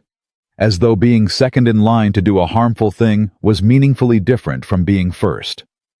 He pulled out of the garage. He drove toward New Jersey, toward a 1-bedroom apartment that would need to upgrade soon, toward a 7-year-old with a gap-toothed smile, who would ask him how his day was at dinner with the guileless directness of someone who had no idea. Her question was cosmically funny. He thought about what he would say. He would say, it was long bug. But it was good, because it had been. Underneath all of it, the lobby mason's confession, the forensic pages, Roy Simmons's wet eyes, Marcus Webb's voicemail. It had been the day that the story finally came into the open, where it could be addressed, where it could be dealt with in the light instead of in the dark, where it had been living. And in Ethan Carter's experience, things that came into the light could be handled. It was only the things that stayed in the dark that kept doing damage. He turned onto the bridge. The city receded behind him, glass and steel going amber and then dark in his rearview mirror. And ahead was the ordinary road, the ordinary distance, the ordinary destination of a man who owned $20 billion worth of company and was going home to make pasta for his kid. He turned on the radio. He drove. Lily asked him 3 times how his day was. The first time was at the door when he walked in at 6:17, and she launched herself at him from the couch with the particular physics of a 7-year-old who has been waiting and has no patience left for waiting. He caught her briefcase still in hand, and she pressed her face into his shoulder and said muffled and immediate, "How was your day, Daddy?" "Long," he said. "Good. How were the braids?" She pulled back to look at him with enormous seriousness. "Mrs. Patterson said they were creative." "That's a teacher word for interesting," he said. "I know," Lily said. "I told her my dad did them." He set her down and hung up his jacket and went to the kitchen, and she followed him the way she always did, talking continuously about things that mattered enormously to her and would have seemed small to anyone who hadn't learned to understand that nothing is small when it's told to you by someone who trusts you completely. Her friend Sophie had gotten a new backpack. The art project required something called texture paper, which they did not have. The cafeteria had served something described as fake pizza. He listened to all of it, started water for pasta, and felt something in his chest slowly decompress the way pressure releases when you finally exit altitude. The second time she asked was at dinner, sitting across from him at the small table, twirling pasta around her fork with the intense concentration of someone performing surgery. "Was your day actually good?" she said. "Or were you just saying that?" He looked at her. "Both," he said. She accepted this with a nod, the way children sometimes accept complexity before adults would, because they haven't yet learned to require things to be simple. "Did something bad happen?" "Some hard things happened," he said. "But hard isn't the same as bad." "How come?" He thought about how to say it. "Because sometimes hard things clear the path. Like when you pull the weeds out of the garden, it's hard work, but what you're really doing is making room." Lily considered this. "We don't have a garden." "No," he said. "We don't." "But I understand what you mean," she said, and went back to the pasta. The third time she asked was at bedtime, when he'd already read 2 chapters of the book they were on, and she was in that half-awake territory where the defenses come down and children say true things. Her voice was slow and sleepy, and very sincere when she said, "Daddy, was today the day you fixed the big thing?" He went still. He looked at her. "What big thing?" he said carefully. She blinked at him, slow and heavy-lidded. "The thing you've been working on forever. You don't think I know, but I can tell. When something's almost done, you get very quiet in the morning." She yawned. "Was it today?" He sat for a moment in the dim light of her room, in the chair he'd sat in 1,000 times, reading 1,000 bedtime pages, and thought about this child, who was without question the sharpest person in his life. "Yeah, Bug," he said. "Today was that day." "Good," she said. She was asleep in 40 seconds. He sat in the chair for another 10 minutes after that, doing nothing, just being in the room, just being her father, which was the best and most unglamorous thing he was. Then he went to the kitchen table, opened his laptop, and worked until 1 in the morning. Because the day that fixed the big thing was also necessarily the first day of building what came after. The next 72 hours ran at a speed that had its own specific texture, not frantic but dense every hour, containing the volume of a normal day. The way time compresses when things that have been held in suspension finally start moving. Daniel ran point on the forensic audit, which expanded from 4 pages to 40, to by the end of the second day, 211 pages of documented financial irregularities, structured in 3 tiers by severity. Layla Marsh at the SEC's Enforcement Division had acknowledged receipt of Northbridge's package at 11 the following morning, and the call she'd had with Daniel that afternoon had been brief and professional, and had ended with Layla saying, "Tell Mr. Carter we'll be in touch within the week," in the tone of someone who intended to be in touch considerably sooner. Mason Reed had retained a criminal defense attorney by Thursday morning. His cooperation with the forensic team was complete, and as Daniel noted in her daily briefing to Ethan, somewhat more forthcoming than they'd strictly needed. "He's building a cooperation narrative," she said. "He wants to be the person who helped, not the person who did it." "He did both," Ethan said. "Yes," Daniel said, "but that's for the prosecutors to weigh." Marcus Webb had not called again after the deleted voicemail. James Cho had not sent another text. Their silence had its own quality, not the silence of people waiting, but of people who had retained lawyers and been advised to stop speaking. Ethan received confirmation of this through Daniel, who had a contact at the Delaware bar, who confirmed that both men had engaged separate counsel within 24 hours of the Northbridge Sterling filing becoming public. They were circling the wagons. The wagons would not hold. Ethan knew this not with satisfaction, but with a kind of settled certainty, the way you're certain of gravity. The evidence was what it was. The timeline was documented. The financial trail had been built by people who were sophisticated enough to build something that appeared complex, but not sophisticated enough to understand that the person who would eventually come looking was someone who had spent 10 years learning exactly how those structures worked and precisely where to look for their seams. I thought about that sometimes in the early mornings before Lily woke up sitting at the kitchen table with his coffee. He thought about Marcus and James wherever they were going. Over the same territory he was going over, trying to find the gaps in the evidence, the places where the record was ambiguous. He felt no pleasure in imagining their fear. But he felt something clear and firm about the fact that what they had done twice to him and to the people inside. Sterling Global Systems was going to have consequences that were real and lasting.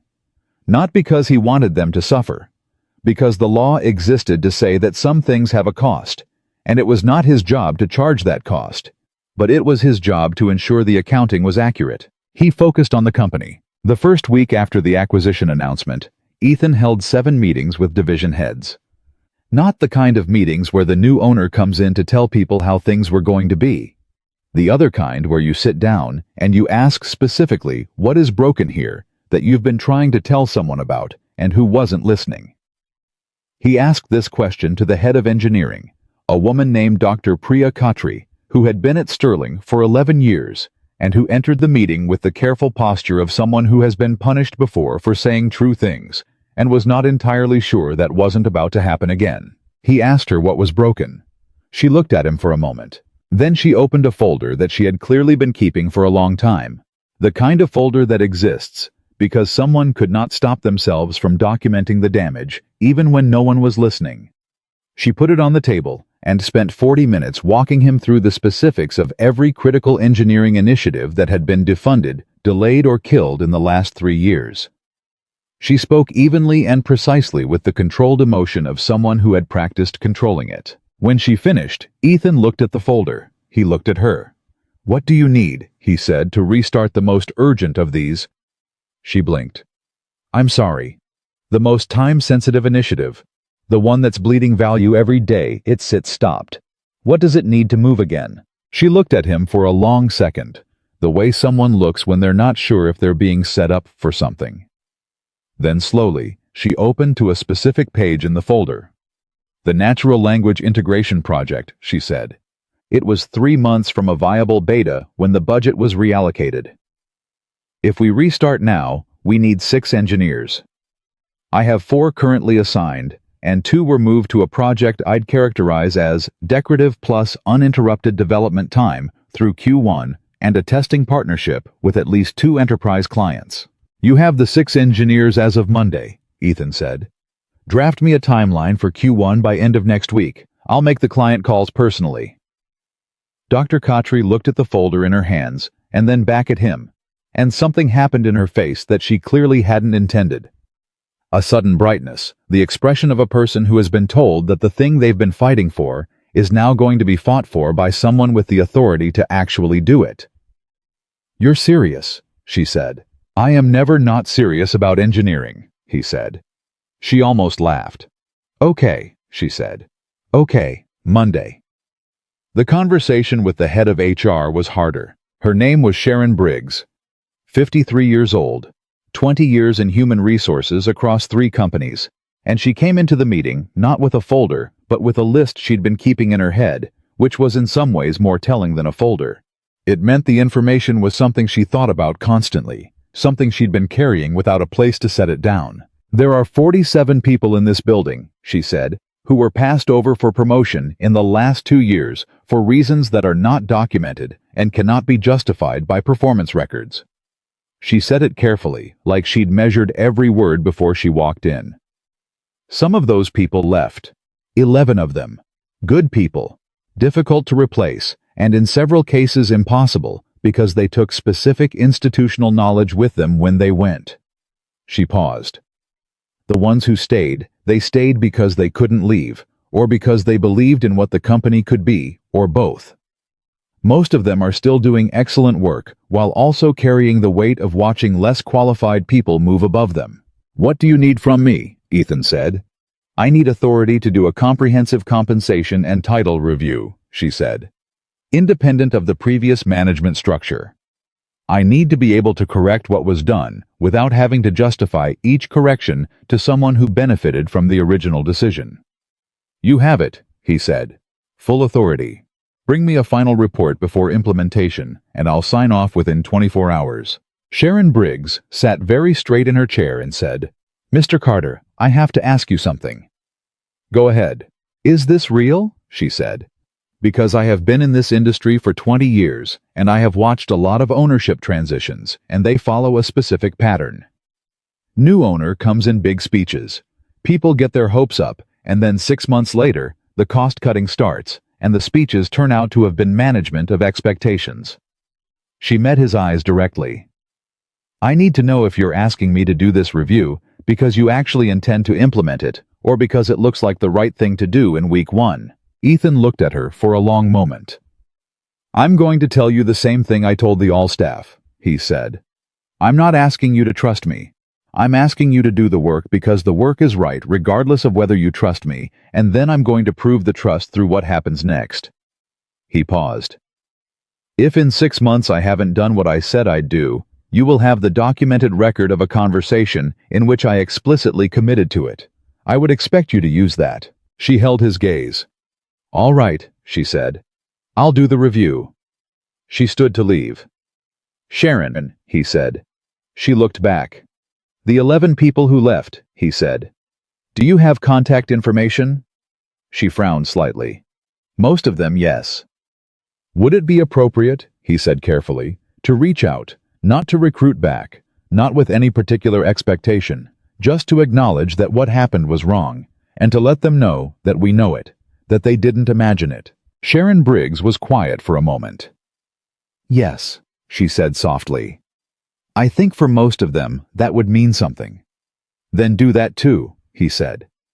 She nodded once very slightly and left.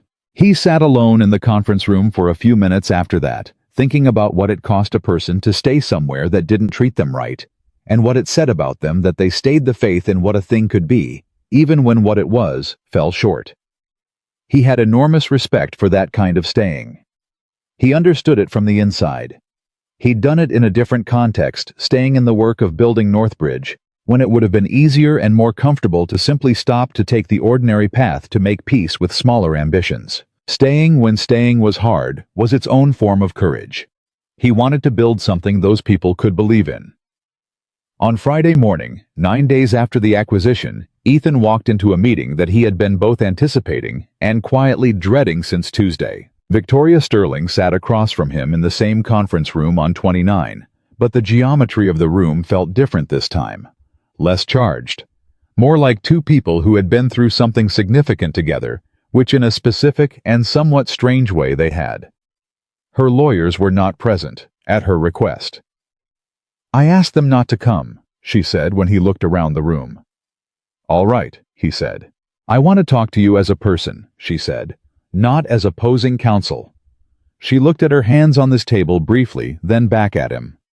"I've been doing a lot of thinking this week." "I'd imagine," he said. "About the lobby," she said. "About what I did, and more specifically, about why I did it." She was very composed, but the composure had a different quality than it had had the week before, less armored, more considered. I've been in this industry for 22 years. I built my first management position when I was 28 in a room full of men who believed I was there to take notes. I spent the next 10 years learning to be harder than any room I walked into because that was what it took. She paused. And at some point, hardness stopped being a strategy and started being a reflex. And the reflex stopped being directed at the people who had actually earned it and started being directed at anyone who seemed in the moment like a challenge. You saw an old suit, Ethan said, and made a decision. I saw an old suit, she said, and performed a decision in front of 400 people, because that's what I'd trained myself to do, make visible examples of things that threatened my control so that no one in the room would doubt who was in charge. She was quiet for a moment. I don't know if you can understand what it's like to realize that the thing you became to survive is the thing that finally ended you. I think I can, he said. Not the same version, but something close. She looked at him. Mason told me in so many words that he chose me specifically, she said, because I was the kind of leader who delegated the things I didn't want to look at, who created distance between myself and the operational details, because the operational details were beneath the level of strategy. Her voice was very controlled. He told the people who recruited him that I was perfect, that I would never look too closely. She stopped. He was right. I was right about what you'd become, Ethan said. He wasn't right about what you are. She looked at him with an expression that was very hard to read. Not hope exactly, but the precursor to hope. The tentative reaching of someone who has been told something good that they are not sure they're allowed to believe. What do I am in your assessment? She said. Someone who got so invested in the performance of authority, he said, that you forgot to keep the actual thing underneath it strong. He said it without cruelty. The performance was real in the beginning. The authority was earned. At some point, the performance became the priority, and the thing it was supposed to rest on started to erode, and you were too busy maintaining the surface to notice. He paused. That's recoverable, if you're willing to do the work of recovering it. What does that look like? She said. Honestly, I don't know yet, he said. The audit isn't complete. There are legal processes that have to run their course, and some of what happens next depends on what those processes find and how they determine your role, which I've told you I believe was not actively complicit, but which involved a level of negligence that had consequences. He held her gaze. What I can tell you is that I'm not trying to bury you. What I can tell you is that if there's a role for you on the other side of this, a real role, not a reduced one, not a face-saving one, and if you're willing to actually change what needs changing, then I'm open to that conversation. Victoria was quiet for a long time. Then she said, You know what the hardest part is? He waited. That boy in the maintenance uniform, she said. Roy. 23 years, and I fired him for doing his job because I was furious and I needed something to punish, and he was there. She said it flatly, as a statement of fact she'd been sitting with. I found out you reinstated him. I'm glad. But I'm the one who did that to him, and I don't get to be glad. I just have to know that I did it. Yes, Ethan said. Is he all right? She said. He's back at his post, Ethan said. He's fine. She nodded. I'm going to apologize to him, she said. Personally, not as a gesture, because he deserves it. That's between you and Roy, Ethan said. She nodded again. They sat for a moment in a quiet that was not uncomfortable. Can I ask you something? Victoria said. Yes. The two men from your past, she said. Marcus Webb and James Cho. The ones who did what they did to your first company and then apparently did it again in here. She measured her words. Do you want them to go to prison? Ethan thought about it genuinely, the way he thought about serious questions, not rushing to the answer he was supposed to give, but finding the actual one. I want them to be accountable, he said. What that means specifically is for a court to determine. He paused. I've spent a lot of years making peace with what they did the first time. I built something real out of the damage they caused. I don't need them to suffer for me to be whole. He looked at the table. But what they did inside this company affected real people who had nothing to do with our history.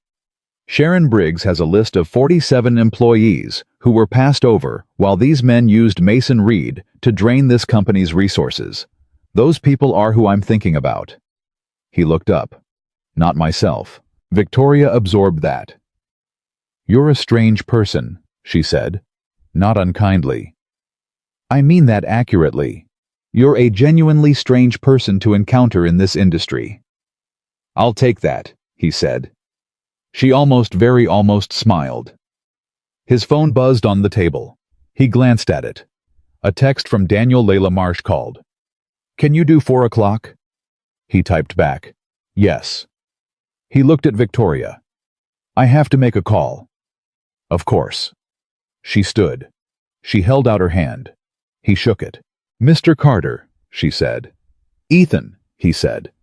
She looked at him.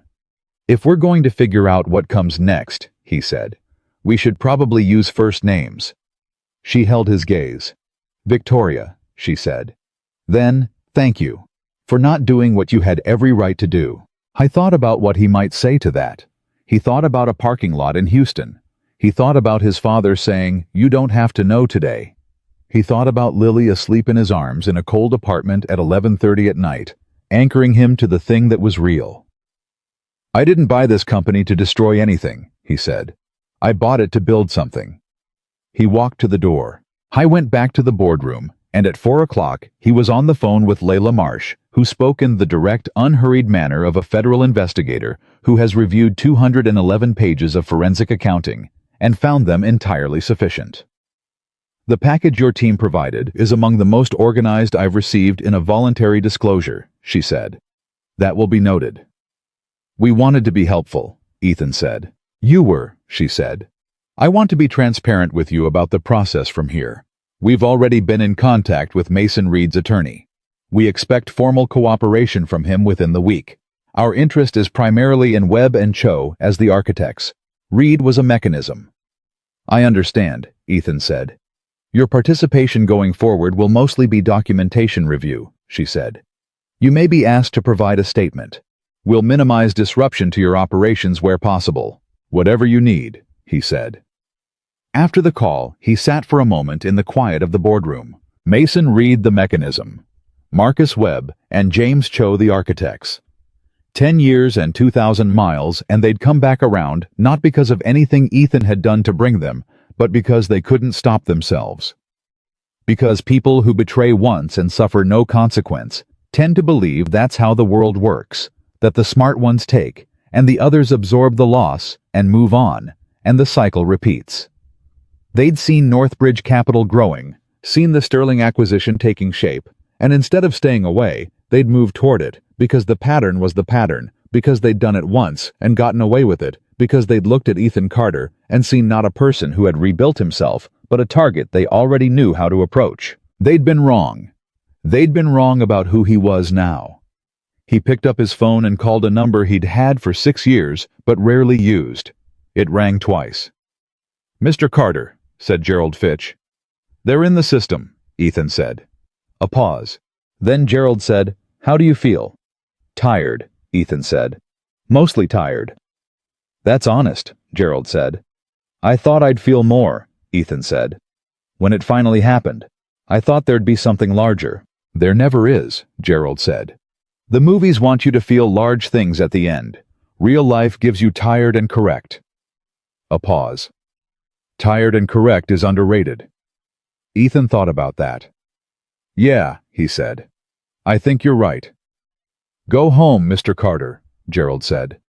"Your daughter is better company than anything happening in that building right now." "She is," Ethan said. He hung up. He packed the briefcase. He put on his jacket. He walked the length of the 31st floor toward the elevator, and through the glass of the audit suite, he saw that only 2 of the 4 forensic accountants were still there, deep in documents. Coffee cups multiplied the particular atmosphere of people finishing a task they've been methodical about. The woman with the red-framed glasses looked up. Ethan gave her a nod that meant good work. She gave him one back that meant we know. In the lobby, Roy Simmons was at the main security desk, having apparently traded shifts with Derek for the evening. He stood straight and professional, and when Ethan passed, he said, "Good night, Mr. Carter," in the tone of a man who is exactly where he's supposed to be.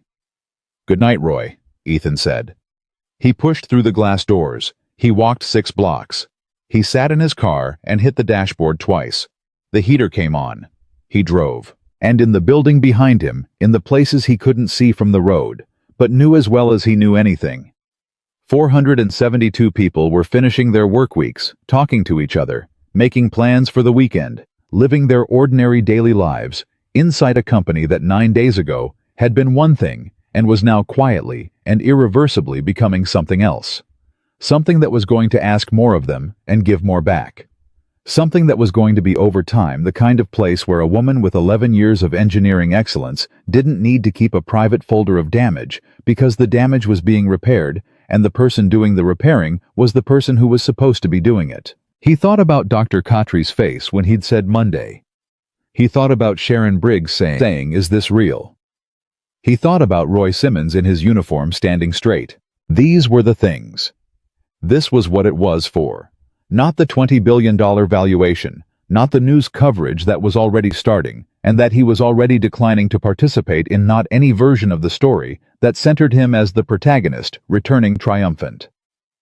The story that mattered was the one happening in the building he'd just walked out of, the one where 472 people were beginning cautiously to believe that someone had their back. He turned on the radio. A song came on that he didn't know, something country with a guitar line that felt like a long road at dusk, which was appropriate. He drove toward New Jersey. He drove toward dinner and braids and bedtime books and the kitchen table where he would work until 1 in the morning, because the work was nowhere near done. He drove toward his daughter, who would ask him how his day was, and who would mean it, and who would listen to the answer with more genuine attention than most people in that building ever had. He drove toward the life that had made all of this possible. Not the money, not the strategy, not the years of careful invisible building, but the ordinary, unglamorous, irreplaceable fact of having something real to come home to. That was the thing Marcus Webb had never understood. That was the thing none of them had ever understood. You couldn't take from a man who knew what he was building toward. You could only slow him down. And you couldn't even do that forever. The call from Layla Marsh came on a Tuesday morning 6 weeks after the acquisition. Ethan was in the car 7 minutes from Lily's school when his phone connected through the speaker. He'd learned to take Layla's calls whenever they came, because she did not call twice. She left messages thorough and precise, but the calls themselves were reserved for information that had moved past the documentation stage into the territory of things that needed to be heard directly. "Mr. Carter," she said, "I wanted to give you a personal heads up before this becomes public record. Marcus Webb and James Cho were indicted this morning. Federal grand jury. 14 counts between them. Securities fraud, wire fraud, conspiracy, and in Webb's case, an additional charge related to unauthorized computer access." She paused. "Mason Reed has formally entered a cooperation agreement. His sentencing will be separate and will take into account the extent of his assistance." Ethan drove. He didn't say anything for a moment. "Mr. Carter." "I'm here," he said. "Thank you for calling Layla." "The indictment will be public within the hour," she said. "I wanted you to have the time to prepare your communications team." "I appreciate it," he said. "One more thing," she said, and her voice shifted slightly. The professional register dropping by a fraction of a degree toward something more human. "The package your team provided was exceptional. The forensic work, the documentation, the organization. It made a genuinely complex case straightforward to present to the grand jury." She paused. "I've been doing this for 19 years. That's not something I say often." "Daniel Sloan built that package," he said. "She deserves the credit." "I've noted that," Layla said. "Good morning, Mr. Carter." She hung up. He drove the remaining 5 minutes to Lily's school. He parked. He walked her to the front steps. She had her backpack on, and her hair in a ponytail. He'd graduated from the braids experiment by mutual agreement to a ponytail, which he could do adequately, and which Lily described as pretty good for a dad. She stopped at the second step and turned around and looked at him. "Are you okay?" she said. "Yes," he said. "You have your thinking face," she said. He looked at her 7-year-old gap-toothed wearing sneakers with a small hole in the left toe that he'd been meaning to replace for 2 weeks. "Something happened today that I've been waiting a long time for," he said. "And now that it happened, I'm figuring out how I feel." She considered this with the gravity she brought to things she took seriously. Is it a good feeling or a sad feeling? He thought about it. Both, maybe. A little bit. She nodded. Mrs. Patterson says sometimes when things are over, even the good things, there's a sad part because the waiting is done, and waiting can feel like hope. He looked at his daughter for a moment. "Mrs. Patterson is right," he said. "I know," Lily said. "She's very smart." And she turned and walked through the door. He stood on the steps for a moment after she disappeared. Then he got back in the car and called Daniel. She answered before the first ring finished. "I already know," she said. "Layla's office called me at 7:45. I've been on the phone with communications since 8. A brief pause and then quietly. "Ethan, they got them." "I know," he said. "Both of them," she said. 14 counts. "I know," he said. There was a silence between them that had more inside it than either of them was going to say on a Tuesday morning with 100 tasks ahead. They had worked together for 4 years, and in those 4 years, Daniel had watched Ethan build Northbridge from a carefully structured holding entity into something that controlled $3 billion in assets before Sterling. She had been inside the architecture of everything. She knew what this day had cost to arrive at, and she knew, because she knew him, that he was not going to process it loudly or dramatically or in a way that would make for a satisfying story. "How are you?" she said. "Working," he said. "How's the communications draft?" She made a sound that was not quite a laugh. "Ready when you are." "Send it," he said. "I'll read it on the way in." The statement that went out from Northbridge Capital at 10:17 that morning was 4 sentences long. It confirmed that the company was aware of the federal indictments. It affirmed Northbridge's full cooperation with the SEC and Department of Justice throughout the investigation. It expressed confidence in the legal process, and it committed in the final sentence to continuing the operational and structural restoration of Sterling Global Systems without interruption. 4 sentences. No triumphalism. No narrative of justice served. No mention of Ethan Carter by name. His communications director, a woman named Petra Voss, who had been in crisis communications for 15 years, and who had told Ethan in her first week that she'd never had a client who actively resisted his own story, sent him a message that afternoon. "The press is calling. Bloomberg, WSJ, The Times." "What do you want to say?" he replied. "Nothing more than the statement," she replied. "They'll write it anyway." He replied, "They'll write something. Let them write something accurate." She sent back a single emoji. A small, resigned face. He almost smiled. The articles ran the next morning, and they were, as Petra had predicted, written from the information available rather than from anything Ethan had provided. They were mostly accurate. The Bloomberg piece was the most complete. It traced the arc of the Sterling acquisition, identified the forensic findings named Reed, Webb, and Cho, and noted in the 3rd paragraph that Northbridge Capital's founder had declined to comment. It described him using public records and the accounts of unnamed sources as a private figure who had built his investment company without any public presence over 8 years, and whose acquisition of Sterling had been executed entirely through intermediaries until the moment of formal announcement. The phrase the writer used was, "a ghost who turned out to own the building." Ethan read that line at 6 in the morning at the kitchen table and thought, not bad. The story that he'd been most careful about. The personal one, the first company, and the betrayal, and the years of rebuilding that story did not appear in the initial coverage. It was too far back, too undocumented, too thinly sourced for a financial publication to run without verification. He knew it would surface eventually. These things always surfaced eventually. But he had time, and he intended to use that time to make sure that by the time the personal narrative emerged, the company story was already written in a way that made the personal narrative secondary. What he cared about was Sterling Global Systems.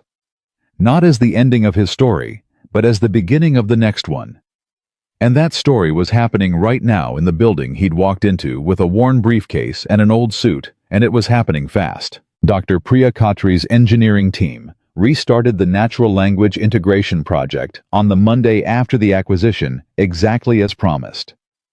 By the end of the first week, 2 of the 3 enterprise client calls Ethan had made personally had converted into testing partnerships.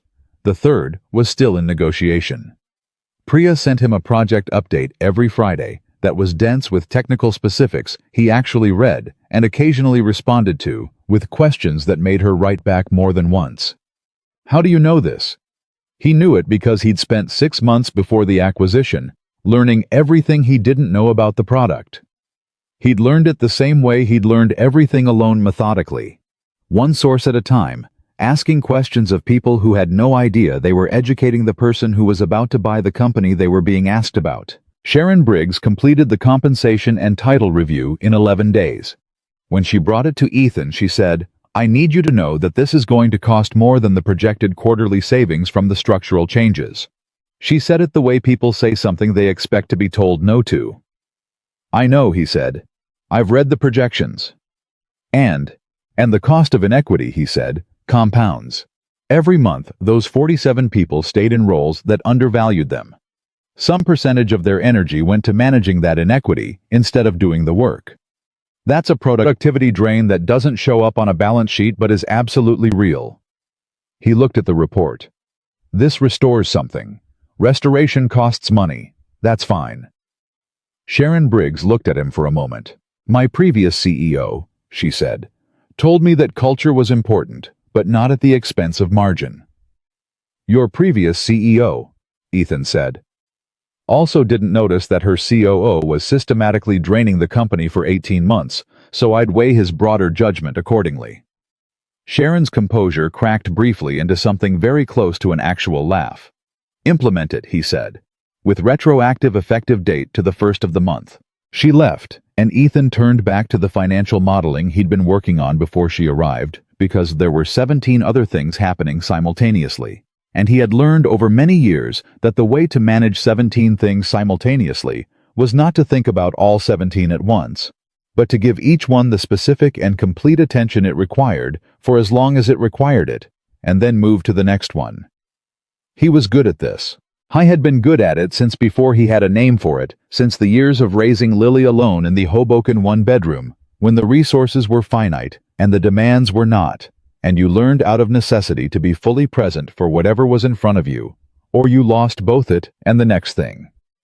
Lily had taught him more about operational efficiency than any management book he'd ever read. The twist that nobody in the building had seen coming arrived on a Thursday afternoon, exactly 8 weeks after the acquisition. Ethan was in the middle of a budget review when Daniel knocked on the boardroom door and came in with an expression that she reserved for information that changed the shape of something. He put down his pen. "What?" he said. She set a single printed page on the table. He read it. It was a summary from the forensic accounting team's final report completed that morning, the full and complete version, not the preliminary, with all 340 pages reviewed and cross-referenced. The summary was 1 page. He read it in 60 seconds. Then he read it again. "How confident is the team?" he said. "Completely," Daniel said. "The third intermediary layer of the Cascade Ridge structure, the one we mapped to James Cho, also contains a 4th layer that we initially read as a dormant entity. It's not dormant. It's been active and receiving distributions for 2 years." She paused. "The beneficial owner of that 4th layer is not James Cho or Marcus Webb." Ethan looked at her. "It's a trust," she said. "A family trust. Established in New Jersey 11 years ago." Another pause. "The trust's sole beneficiary is the minor child of a former business associate of Marcus Webb's." She met his eyes. "The child's name is listed in the trust documentation." "Tell me," he said. "Sophie Webb," she said. "Marcus Webb's daughter." The room was absolutely still. "He was doing this for his kid," Ethan said. "In part," Daniel said carefully. "The other distributions were to himself and Cho, but a consistent 30% of all Cascade Ridge proceeds went directly into this trust, for 2 years. Ethan sat with that. I thought about a man who had done a monstrous thing to Ethan 10 years ago, and then had done it again more recently, and who had structured part of the proceeds into a trust for his daughter. He thought about what it meant to love a child and be a person who did the things Marcus Webb had done. The specific and uncomfortable truth that loving one thing well did not make you incapable of treating other things badly. That people were not consistent in their moral geometry, that you could be a tender father and a calculating thief, and both of those things were real, and neither canceled the other. He thought about Lily. He thought about how there was nothing he would not do for Lily that was honest. That was the word. Honest. He would work until 1 in the morning. He would sleep 5 hours. He would learn to braid hair badly and try again. He would build for 20 years in silence if that was what it took. But he would not steal for her. He would not take what wasn't his and dress it up as love. Because love in the way. Ethan understood it was not about what you acquired for someone. It was about what you modeled for them. What you taught them the world was made of by the choices you made when no one was watching. Marcus Webb had taught his daughter without knowing it that the world was made of people who take. Is the trust affected by the indictment? He said. The prosecutors will likely move to freeze it as part of the asset forfeiture process, Daniel said. The child herself has no liability, she's a minor and a passive beneficiary, but the funds may be clawed back. She's a child, Ethan said. She didn't know anything about this. No, Daniel said. What's her age? 9, Daniel said. Ethan was quiet for a moment. Is there anything in the legal structure that would allow us to separate the child's claim from the fraudulent proceeds? He said. I know that's a complex question. I'm not asking for a quick answer. Daniel looked at him. You want to protect the kid. I want to know what's possible, he said. Marcus Webb is going to face federal charges. That's going to touch every part of his family's life. The child didn't choose her father any more than any child chooses their father. He paused. I'm not saying the money stays. I'm saying, is there a conversation to be had with the prosecutors about the child's welfare being considered separately? Daniel sat down across from him, which she only did when she was taking something seriously enough to sit down for. I can ask Layla, she said. I can't promise anything. Ask, he said, carefully and without prejudice to the case. Just ask what's possible. She nodded. She stood. She stopped at the door. Ethan. He looked up. You know that Marcus Webb is not going to know you did this, she said. He's not going to find out you tried to protect his daughter. I know, he said. Then why? He thought about it. Because she's 9, he said. And because what Marcus did has nothing to do with her, and I can at least ask whether the law agrees. Daniel looked at him for a moment. Then she said, I'll call Layla. She made the call that afternoon. Layla Marsh's response delivered through Daniel the following morning was that the asset forfeiture process would proceed as legally required, but that the prosecution would note in its formal sentencing recommendation that the child's welfare had been raised as a consideration by the cooperating party and would request that the court's victim impact process include provisions for the minor's circumstances. It was not a promise. It was not a guarantee. It was the law doing the limited but real thing the law could do when someone asked it the right question. It was enough. What happened next?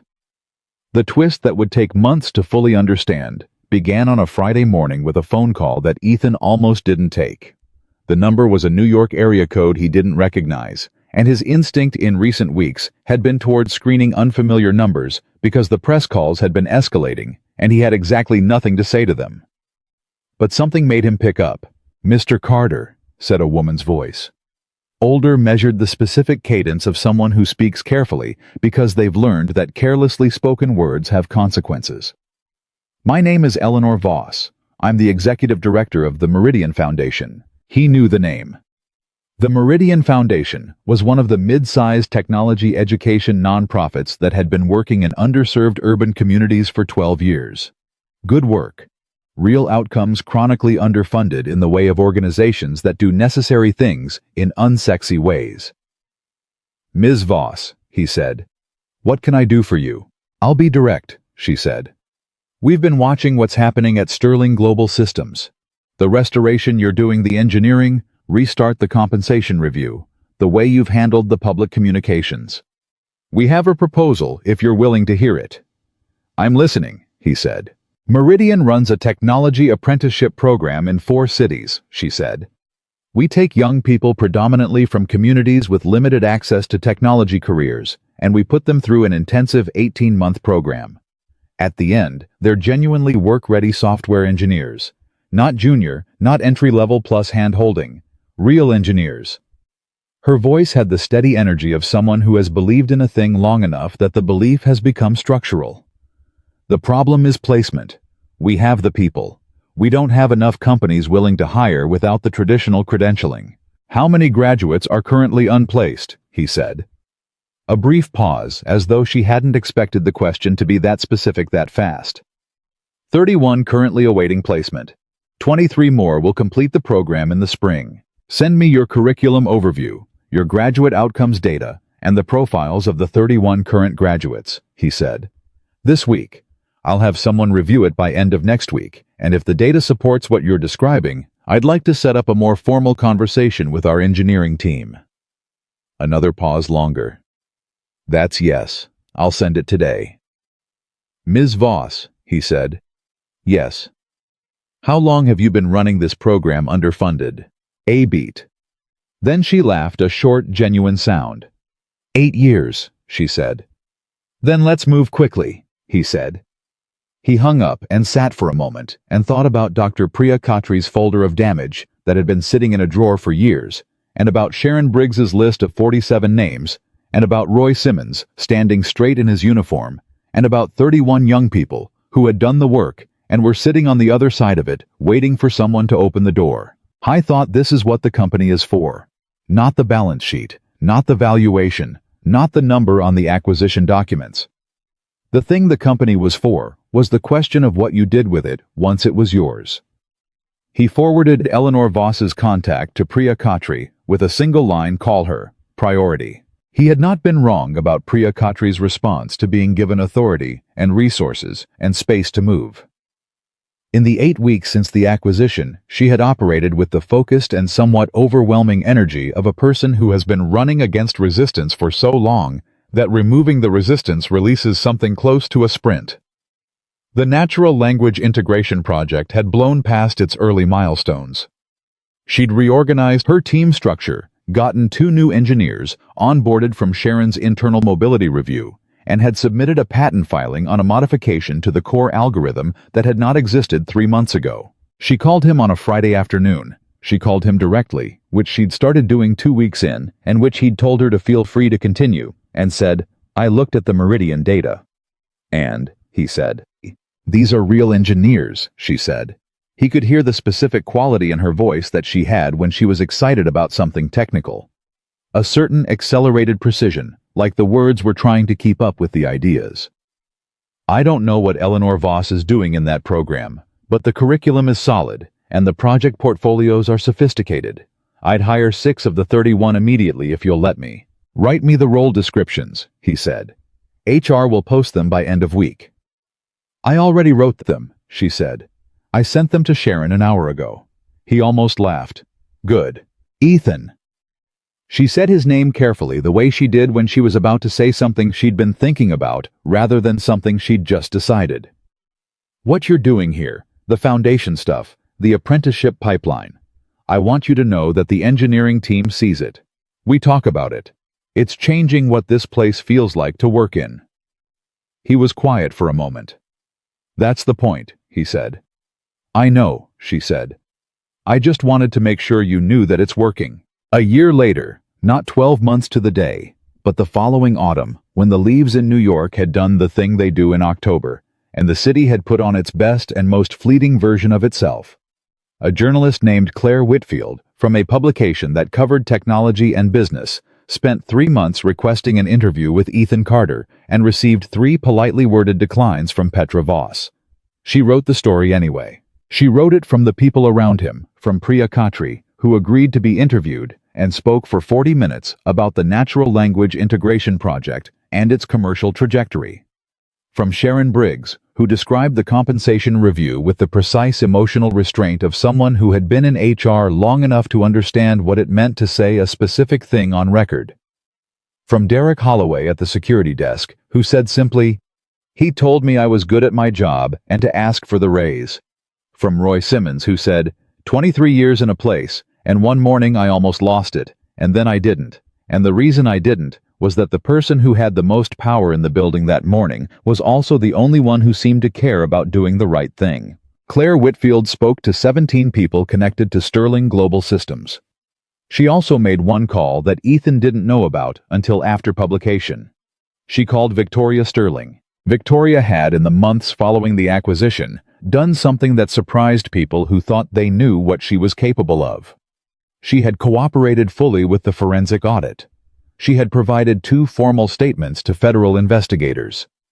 She had met with Sharon Briggs personally without lawyers, and asked specifically about each of the 47 employees who had been passed over under her tenure, and had sat through that conversation without defending herself, which Sharon later described to Ethan as one of the hardest and most unexpectedly honest meetings I've ever been in. And she had, exactly as she'd promised in the conference room on 29, gone to Roy Simmons's security station on a Wednesday afternoon and apologized to him personally with Ethan's knowledge, but not his presence, because she'd asked him specifically not to be there. Roy had told Ethan about it afterward briefly, in the way he told Ethan things precisely, and without embellishment. "She said she was sorry, and that it was wrong," Roy said. "She didn't make excuses. I told her I appreciated it." He paused. "I meant it." Victoria was not back in a leadership role at Sterling. The legal process was ongoing, and Ethan had been honest with her that the outcome of that process would determine what conversations were possible afterward. But she had not disappeared. She had taken a position quietly with a nonprofit that worked on corporate governance reform, a choice that the first time Ethan heard about it had given him something to think about for the better part of an afternoon.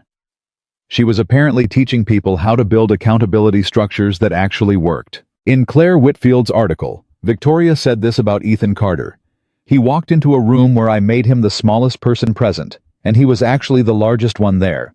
Not because of the money, because of what he chose to do with the moment."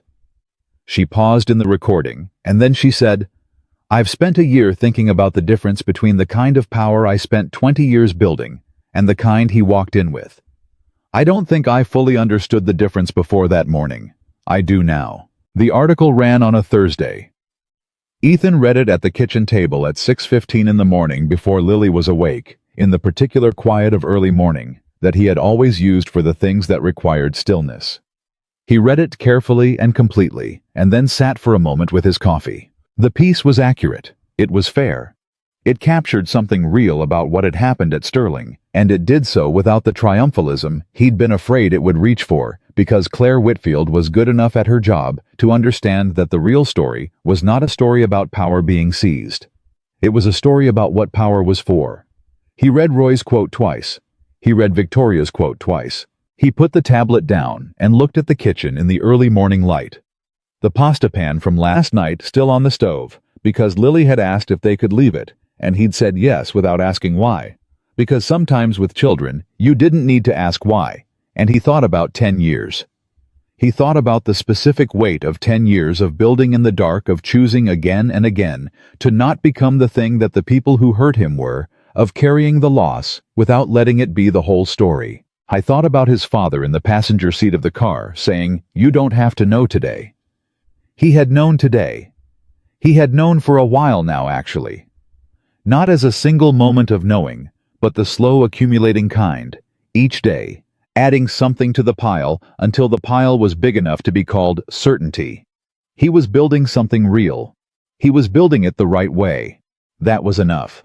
Lily came into the kitchen at 7:03 in her socks and pajamas hair, in the remarkable cloud it always achieved by morning. She looked at him, and then at his coffee, and then at the tablet on the table, which she could not read from that distance. "What are you looking at?" she said. "An article someone wrote about the company," he said. She climbed onto the chair beside him and looked at the tablet with the serious interest she brought to things that were his. "Is it good?" "It's true," he said. "Which is better?" She considered this. "Mrs. Patterson says the truth is better than a good story." "Mrs. Patterson," he said, "is building quite a record." Lily grinned gap-toothed and complete. "Do you want oatmeal?" he said. "Can we have pancakes?" "It's a Thursday." "Pancakes are for all days," she said with the certainty of someone stating a physical law. He looked at her for a moment. This person who had been 3 feet tall in sock feet, holding a stuffed rabbit when he'd needed most to be anchored, who had grown into a 7-year-old, who knew when he had his thinking face on, and who understood with the uncanny accuracy of children who are truly seen when something important had ended. "Pancakes," he said. "Go wake up." She disappeared back down the hall at a run. He stood up. He got the pan. He started making breakfast. The texts came in throughout the morning. Daniel first, then Petra, then Priya, then Sharon, then a number of people he hadn't heard from in years who had apparently read the article and been moved to reach out. He replied to some of them briefly and let others go to voicemail. And he did all of this between flipping pancakes and finding Lily's left sneaker, which had inexplicably migrated to the bathroom, and helping her with a permission slip for a field trip to a museum that was apparently happening at a date and time he needed to put in his calendar. He dropped her at school at 8:22. He stood on the front steps as she ran inside her backpack, bouncing her ponytail, adequate for a dad, as she put it, holding together. She turned at the door and waved. He waved back. He walked to the car. He sat for a moment before starting it. The old car, the one with the 180,000 miles that he still had not replaced, because there was nothing wrong with it that mattered, and something clarifying about driving a car that required you to hit the dashboard to get the heat going. A small daily reminder that the things that work don't need to look impressive. His phone was in his pocket. In the building he was driving toward, 472 people were starting their Thursday. Priya Khatri was in a development meeting with engineers, some of whom had come from Meridian, some of whom had been at Sterling for years and were working with a speed and openness they hadn't had 8 months ago. Sharon Briggs was finishing the documentation on the last of the 47 corrected cases. Roy Simmons was at the security desk, straight-backed and professional. Derek Holloway had gotten his raise. In federal court in Manhattan, Marcus Webb and James Cho were in the early stages of a legal process that would take years and would cost them by the end nearly everything they'd built on the foundation of what they'd taken. In a non-profit office somewhere in the city, Victoria Sterling was in a meeting about corporate governance that she was apparently running with by accounts. Ethan had heard secondhand considerable and hard-won authority. In Austin, Texas, a 9-year-old girl named Sophie Webb was in school, unaware of any of it, which was exactly as it should be. And in a car, in a school parking lot in New Jersey, Ethan Carter hit the dashboard twice on the left side, felt the heater come on and pulled into traffic. He did not need the article. He did not need the record. He did not need the story that Claire Whitfield had told accurately and fairly about the man in the old suit who had walked into his own building and let himself be diminished in front of 400 people because he already knew who he was and did not require the room to confirm it. He had known who he was for a long time. He had known it in a parking lot in Houston, reading an email that had taken everything. He had known it at a kitchen table at 11:30 at night, with a child asleep against his chest in a cold apartment. He had known it in the years of invisible methodical building, and in the 14 months of reading financial reports, and in the moment he'd walked through Sterling's glass doors with a worn briefcase and a plan, and the absolute internal silence of a man who had nothing left to prove to anyone. The thing about never needing to prove yourself is that it is not a destination. It is not something you arrive at after sufficient suffering and sufficient rebuilding.